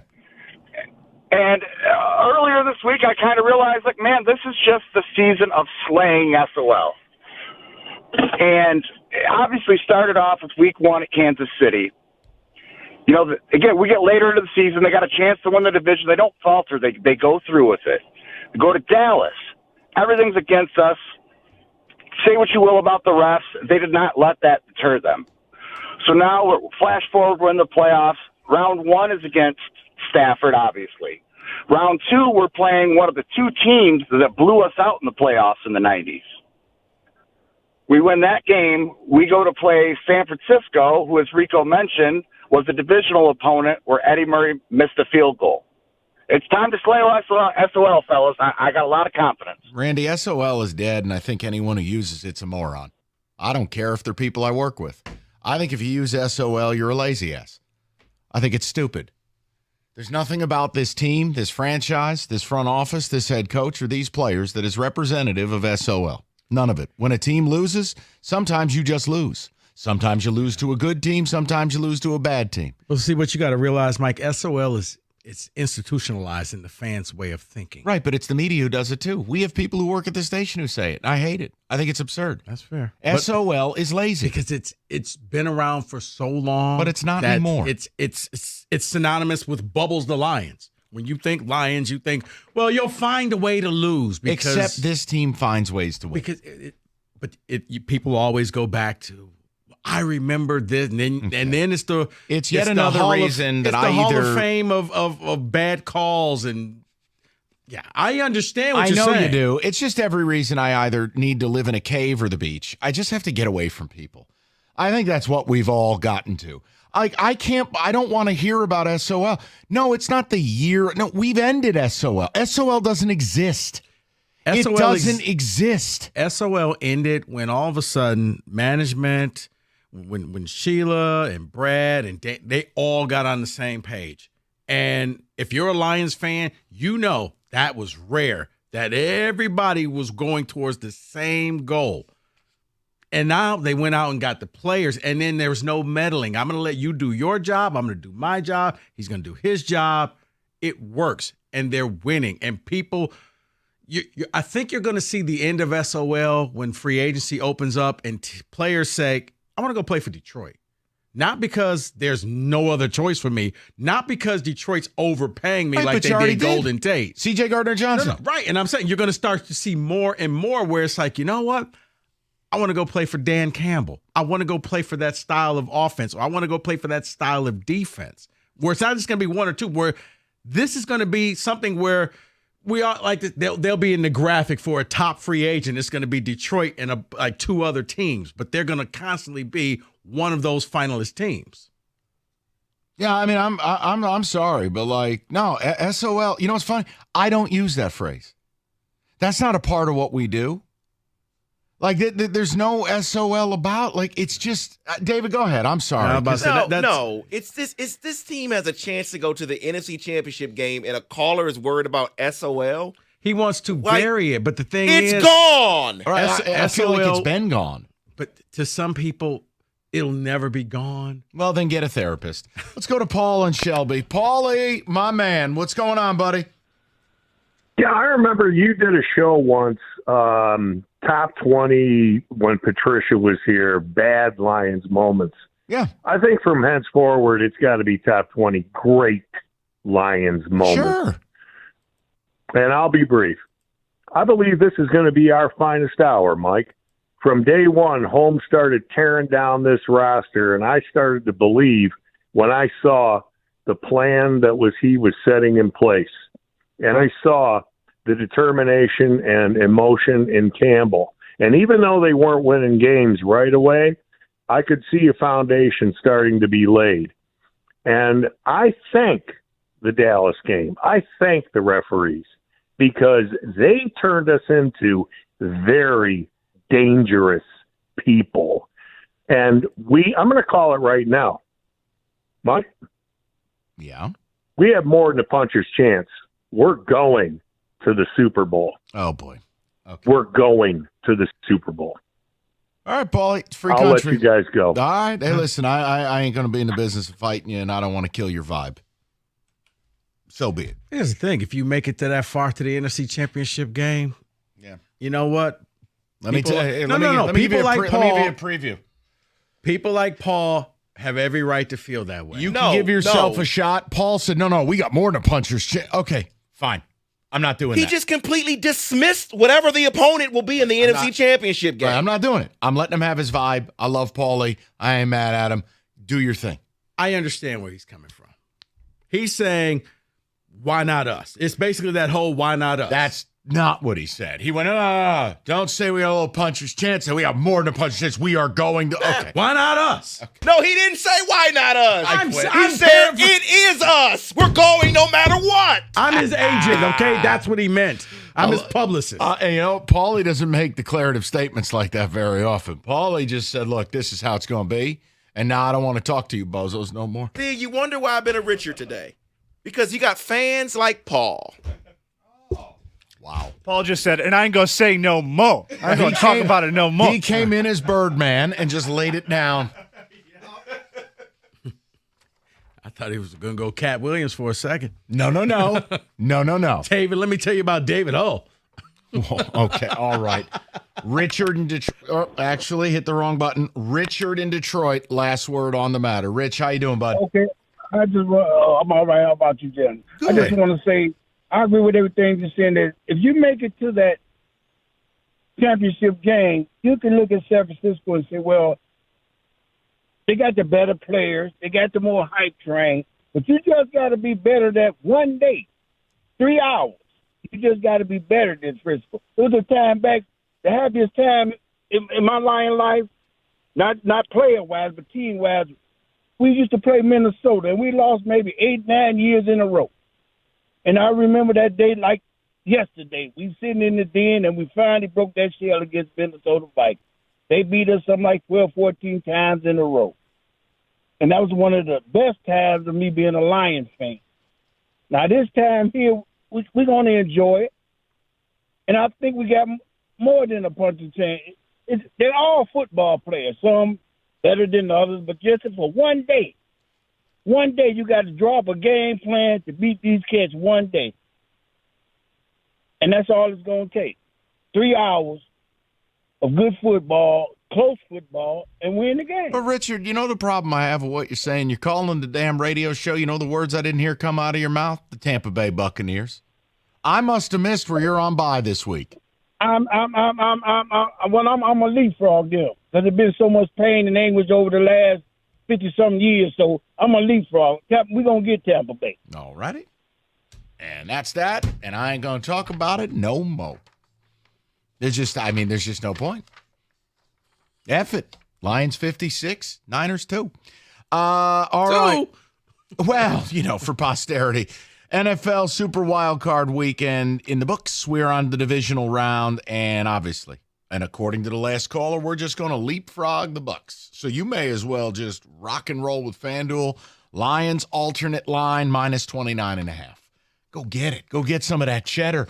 FanDuel, more ways to play, including alternate lines. You're a Lions fan? You want to get saucy? Oh, 6.5? Make it 9.5. Oh, hell, make it 17. You do whatever you like. I'm not endorsing it. But if you're that confident, God bless. FanDuel will play ball with you. FanDuel.com/ticket. It's FanDuel, 21 and up, present in Michigan. First online real money wager only, $10. First deposit required. Bonus issued. Non-withdrawable bonus bets that expire 7 days after receipt. Restrictions apply. See terms. Sportsbook.fanduel.com. You got a gambling problem? 1-800-270-7117.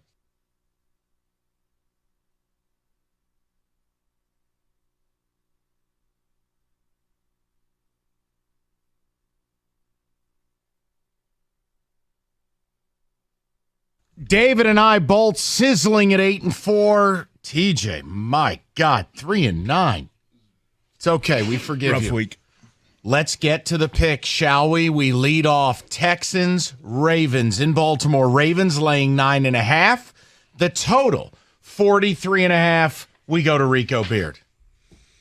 Man, I want to take the Texans so bad because I don't know if Lamar is going to be playoff Lamar or regular season Lamar. Then be a man and do it. But I'm going to go with the Ravens. You coward. I'm just All day I've had to hear about the damn Texans. Take the Texans with the 9.5. Why don't you do it with your pick? Fine. You know what? Fine. I'll take the Texans. Yes. How about the total? I'm going to go under. Excellent work. We go to Kenneth Cott. Mike, exactly. You won't need to talk me into this one. I'm going with the Texans in the over. Because, Kenny, you're a man of constitution and conviction. We go to David Hatchet Man Hall. Listen. All right. Yeah, okay. Let the world know. The Texans have had a wonderful year. C.J. Stroud has looked amazing. But this week, Lamar's been quoted as saying he thinks about the Super Bowl a lot. He wants to really make it. So I think he's going to. I now feel really good about my Texans pick. Okay, well, the Ravens will still win. The Texans may keep it close, but the Ravens all day in this one. I also go under. All right, let's go to our very own referee intimidator, TJ Lang. Oh, my. Oh, come on. Good Lord. I thought this was a safe space. Oh, my. God bless. Roberto, go He's home. booing children and blasting. Okay. I don't even know. What are we talking about? Texans, Ravens. I think I'm a. It's disgusting. Good Lord. I'm taking the Texans. I think the Ravens. Look, Lamar Jackson hasn't played since New Year's Eve. They didn't play the last game of the year and well rested by last week. I think that could be a recipe to maybe come out a little bit sluggish. I think the Ravens still win the game, but I think Texans cover. And totally. I'm taking the over. I think both offenses got potential to put up 30-plus points. All right, we're outside, 20 degrees. You ain't on that fast track indoors anymore, and it still is a rookie quarterback. It's been fun, Texans. Wave goodbye, your Ubers here. Ravens, and I'm going to go under. I think the Ravens are going to get after them this week. Let's go Packers, Niners, like 3 hours south of San Francisco, I don't know, wherever that stadium is. Santa Clara. Niners laying 9.5. Your total is 50.5, Mr. Rico Beard. I'm going to go with the over. I think this is going to be a lot of points being scored by both teams. But I think the Niners will cover. Give me the Niners.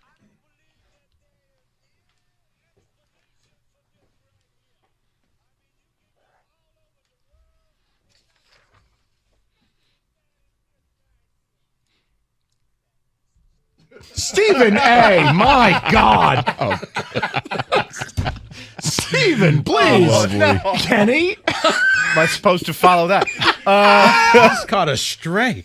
Just okay. I think the Packers. Stephen A. Smith. Lord. Oh, my God. All right, someone turn his mic off. Kenny, please. I think this is where the Packers' fun ride comes to an end. Niners will cover. It'll be the under 2. All right, we go to Hatchet Man. Yeah, this game is definitely going over. While I really, really would enjoy the 49ers to lose, it's not going to happen. They're not even going to keep it close. 49ers all day. Over to Thomas John Lang. I think for the same reasons I took the Texans, I'm going to take the Packers. Niners starters haven't played in a few weeks now. I know. I'm not saying the Packers are going to win the game, but the Packers also have that, hey, we're the last team in. We have no pressure. There's no stress. Nobody expected us to be here. Let's go have fun type of attitude to them. And I think that that could be a recipe to maybe surprise San Fran. Maybe not pull out the win, but cover that 9.5 points. And also, I'm going to take the under on this one. I don't know why. I think it just looks kind of weird. It could end up being a 24-17 type of game. But I think the Packers are going to cover that number, and I'm going to tend on being under that 50 points. Niners, I'm going down with the ship. Niners, my favorite play of the week. Listen, Packers played the game of their life. Niners are rested. They're at home. And last I checked, that bum Joe Barry is still coordinating that defense. They're just so hit and miss, though. That's what I mean. And the They're Niners, so hit and miss. Niners are a monolith. Yeah, you hit me with every data point. I'm gonna go Niners, late 9.5. I'm actually going over. I think Niners could approach 40 points in this game. I think it's gonna be like David in his free time. Niners are gonna be getting somebody pregnant in this puppy. Let's go over to Buccaneers Lions. Thank you, Mark. Lions laying 6.5. Your total. We're gonna do this one last. Okay, you're right. We were doing the chronological, but you're fine. Chiefs, Bills laying 2.5. Your total 45.5. Mr. Beard. I think this is it. This is where Josh Allen and the Bills, you finally get Kansas City on your home turf. Give me the Bills. Give me the over. Mr. Cott. I heard Cookies likes the Chiefs here, and that's Mr. Smarm himself. So your week, Cookies. I'm going to take the Bills, and I'm going to take the over. Yeah, Cookies picking the Chiefs is kind of tough there, but Now, you know what that is. He's a slap. yeah. He loves the Chiefs. He still thinks it's 2020. I don't know what to say. Yeah, I think the Bills are going to be slamming some people across that table, so I'm going to go Bills and the under. TJ. Well, let's make it 4 straight because I'm taking the Bills too. Are you really? Yeah, just a couple weeks ago, I said, hey, they might be my favorite to come out of the AFC. Just the way that their offense has potential to score a ton of points. Josh Allen's so freaking fun to watch, man. I'm going to take the under too. It always seems like when these two teams match up, it's 24-20, 23-17 type of game. I don't know what the weather's going to be like in Buffalo. Got people lined up can't to be pleasant. No, they got people lined up to shovel the snow. It can't. I mean, it ain't going to be pleasant. I'll put it that way. I'm going to take the Bills winning 24-20. Yeah, and last time they faced each other, 20-17. You're right on with it. The under for me. My issue and why I don't love the game itself, the Bills' injuries, 3 of 4 in the secondary are hurt, questionable, injuries at the linebacker level.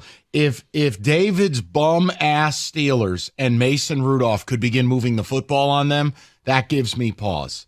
But I'll go with Buffalo because if I have to look at Pat Mahomes yelling at people anymore, my head's going to explode. Travis Kelce looks, what do you have, 3 drop passes? He's done. Last week? Oof. Just go get married already and leave us alone. All Might right. as well play for the Eagles. Okay, then Bucks, Lions. Lions laying 6.5. Your total 48.5. Mr. Beard. Once again, I think this game goes over in points, but I think the Buccaneers keep it close. Give me the Buccaneers and the points. We go to a less nervous Kenny Cott. Last week you were on the verge of passing out. This week you're very calm. Yeah, it's because they finally got over the hump. I'm going to take the Lions, lay the points, and the under, just barely. Okay. Hatchet. Yeah, I'm going to make this pick for Detroit. I really want Detroit to be in the NFC Championship game, but it will be the Bucks that keep it close, but it will be over as well. All right, so David taking the points, and there will be points scored. TJ, your thoughts? Yeah, I'm going to start with the under. I could see this being a kind of a classic. Like I said, I wouldn't be surprised if both offenses struggle a little bit to figure out what the opposing defenses are throwing at them game plan-wise. So I'm going to take the under on that, and, I'm going to take the Lions. I could see it maybe being a 27-17 type of game. You could see a long drive and a field goal to put it to 2 scores late in this fourth quarter. Give me the Lions and give me the under. Oh, boy. That's Dan Miller's new call debuting Sunday. It's going to be exciting. TJ, can you talk to Dan about it? It'd be a great addition to the broadcast. If J-Mo scores, come on. No. Maybe we can just get that looped into our broadcast so none of us have to say it. Jahmyr Gibbs, handoff. He makes it into the touchdown. Jahmyr Gibbs. They did it. All right. So ridiculous. 4th and 2 for the Lions. They hand it off to David All Montgomery. Right. Let's just get it out of your system. Give me the points, and I'm going to go over. I think it'll be a higher scoring game, and I feel like Ben Johnson and Goff will have answers for the blitz.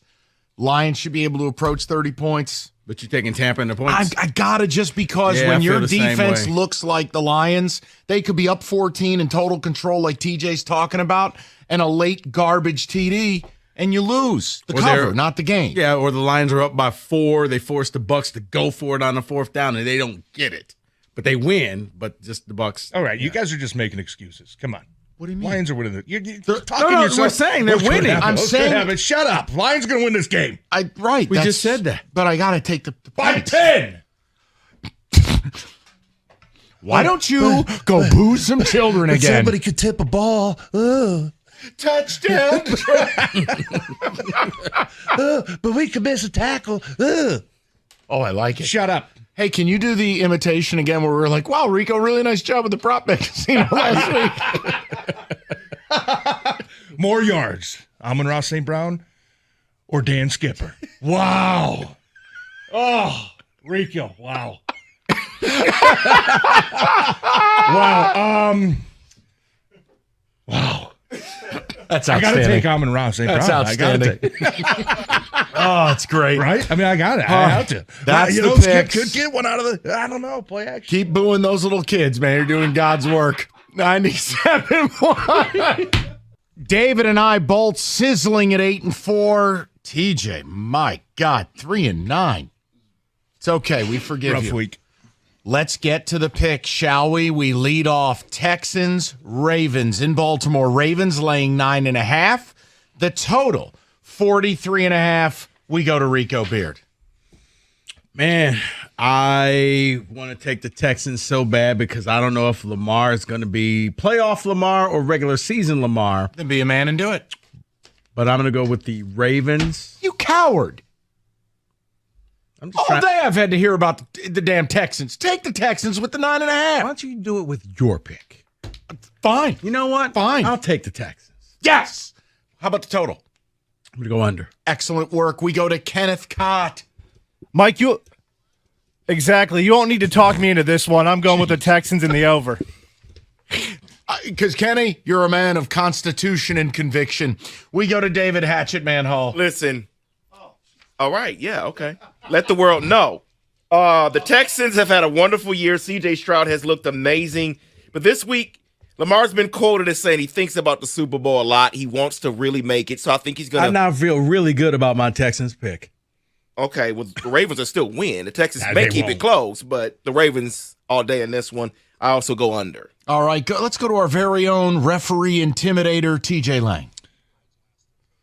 Oh, my. Oh, come on. Good Lord.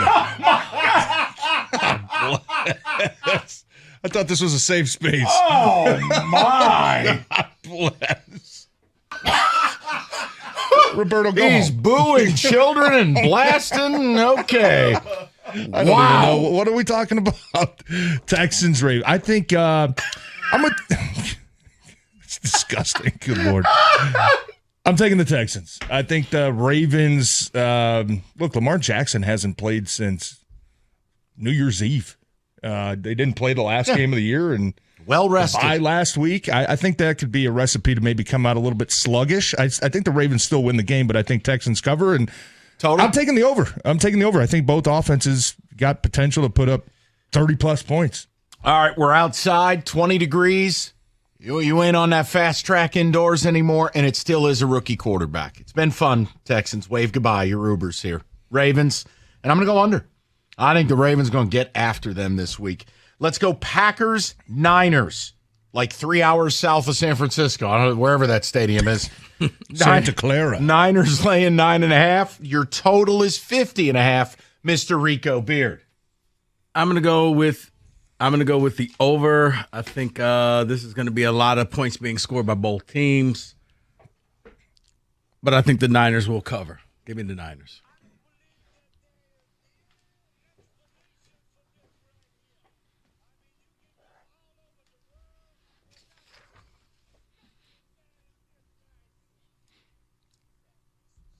Stephen A., my God. Oh, Stephen, please. Oh, no. Kenny? Am I supposed to follow that? Just caught a stray. Just okay. I think the Packers. Stephen A. Smith. Lord. Oh, my God. All right, someone turn his mic off. Kenny, please. I think this is where the Packers' fun ride comes to an end. Niners will cover. It'll be the under 2. All right, we go to Hatchet Man. Yeah, this game is definitely going over. While I really, really would enjoy the 49ers to lose, it's not going to happen. They're not even going to keep it close. 49ers all day. Over to Thomas John Lang. I think for the same reasons I took the Texans, I'm going to take the Packers. Niners starters haven't played in a few weeks now. I know. I'm not saying the Packers going to win the game, but the Packers also have that, hey, we're the last team in. We have no pressure. There's no stress. Nobody expected us to be here. Let's go have fun type of attitude to them. And I think that that could be a recipe to maybe surprise San Fran. Maybe not pull out the win, but cover that 9.5 points. And also, I'm going to take the under on this one. I don't know why. I think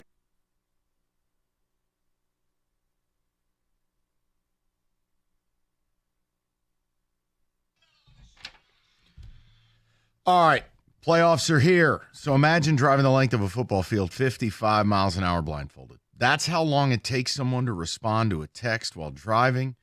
You've seen it all the time. Hell, you might be on the road right now. You see it. You're at risk. So in the event of a tragic car accident or a devastating diagnosis, having the right life insurance to provide your family with the financial security they deserve, it's a must.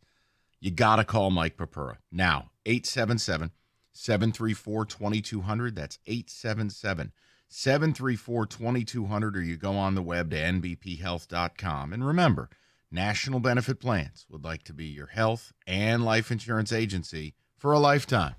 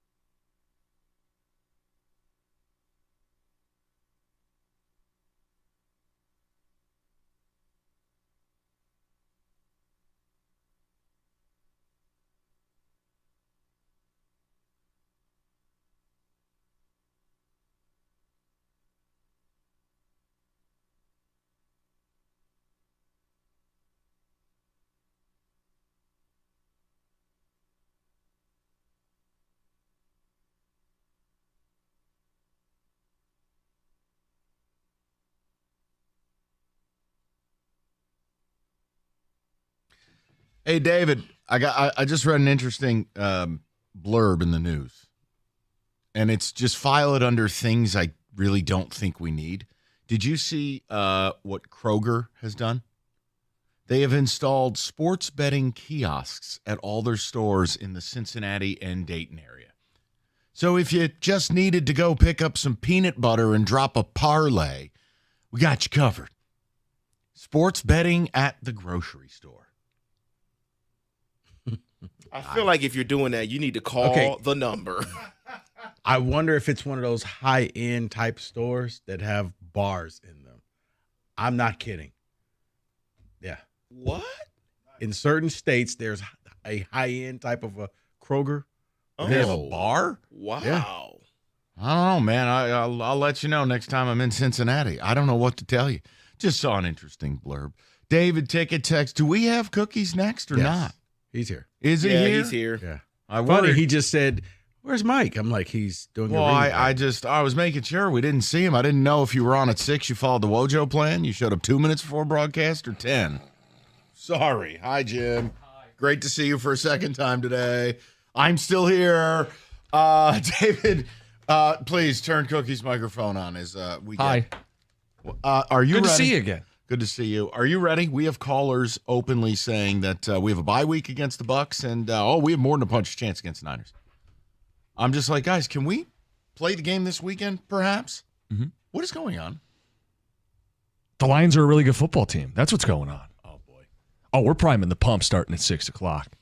So Cookies is saying, foregone conclusion, see you in Santa Clara. Hey, maybe we could do See the you in Santa pregame Clara. show There you there. go. Maybe we will, Rico. All right. Why are Lions fans? You think the confidence is unfounded that the fan base has? I just think it's gotten out of hand. Have a nice little talk with David. You'll see where he's at. I just treat the playoffs. All I've heard all day was 42-3. I think they'll score 10. 10. It almost became They'll like score Dick 10. fan. Oh, you're going to give them 10 points, Jim. Yeah, what do we think? Like 31-10? I think the people who have actual playoff experiences, fans such as David, myself, and Rico, approach the playoffs one way. And then the people who just saw their first boob are approaching it another way. So I don't know what to tell you. Yes, I playoff games are really hard to win. I don't care who you're playing. And in my lifetime, whether I'm a Giants fan, Niners, Steelers, Jim, it gets scary. I got a hard time being like, we're going to win by 50. I've never said that in my life. Maybe it is the beauty of naivete, but I'm not afraid going into this weekend. And you think they're winning, Enrico. You think they're winning. So, let's just party. Let's have a good time. Well, right, but winning and then we're Utter playing destruction. Right, we're playing University of Richmond this weekend are two different things. I look, bottom I don't line. think Lions satisfaction is going to be at all.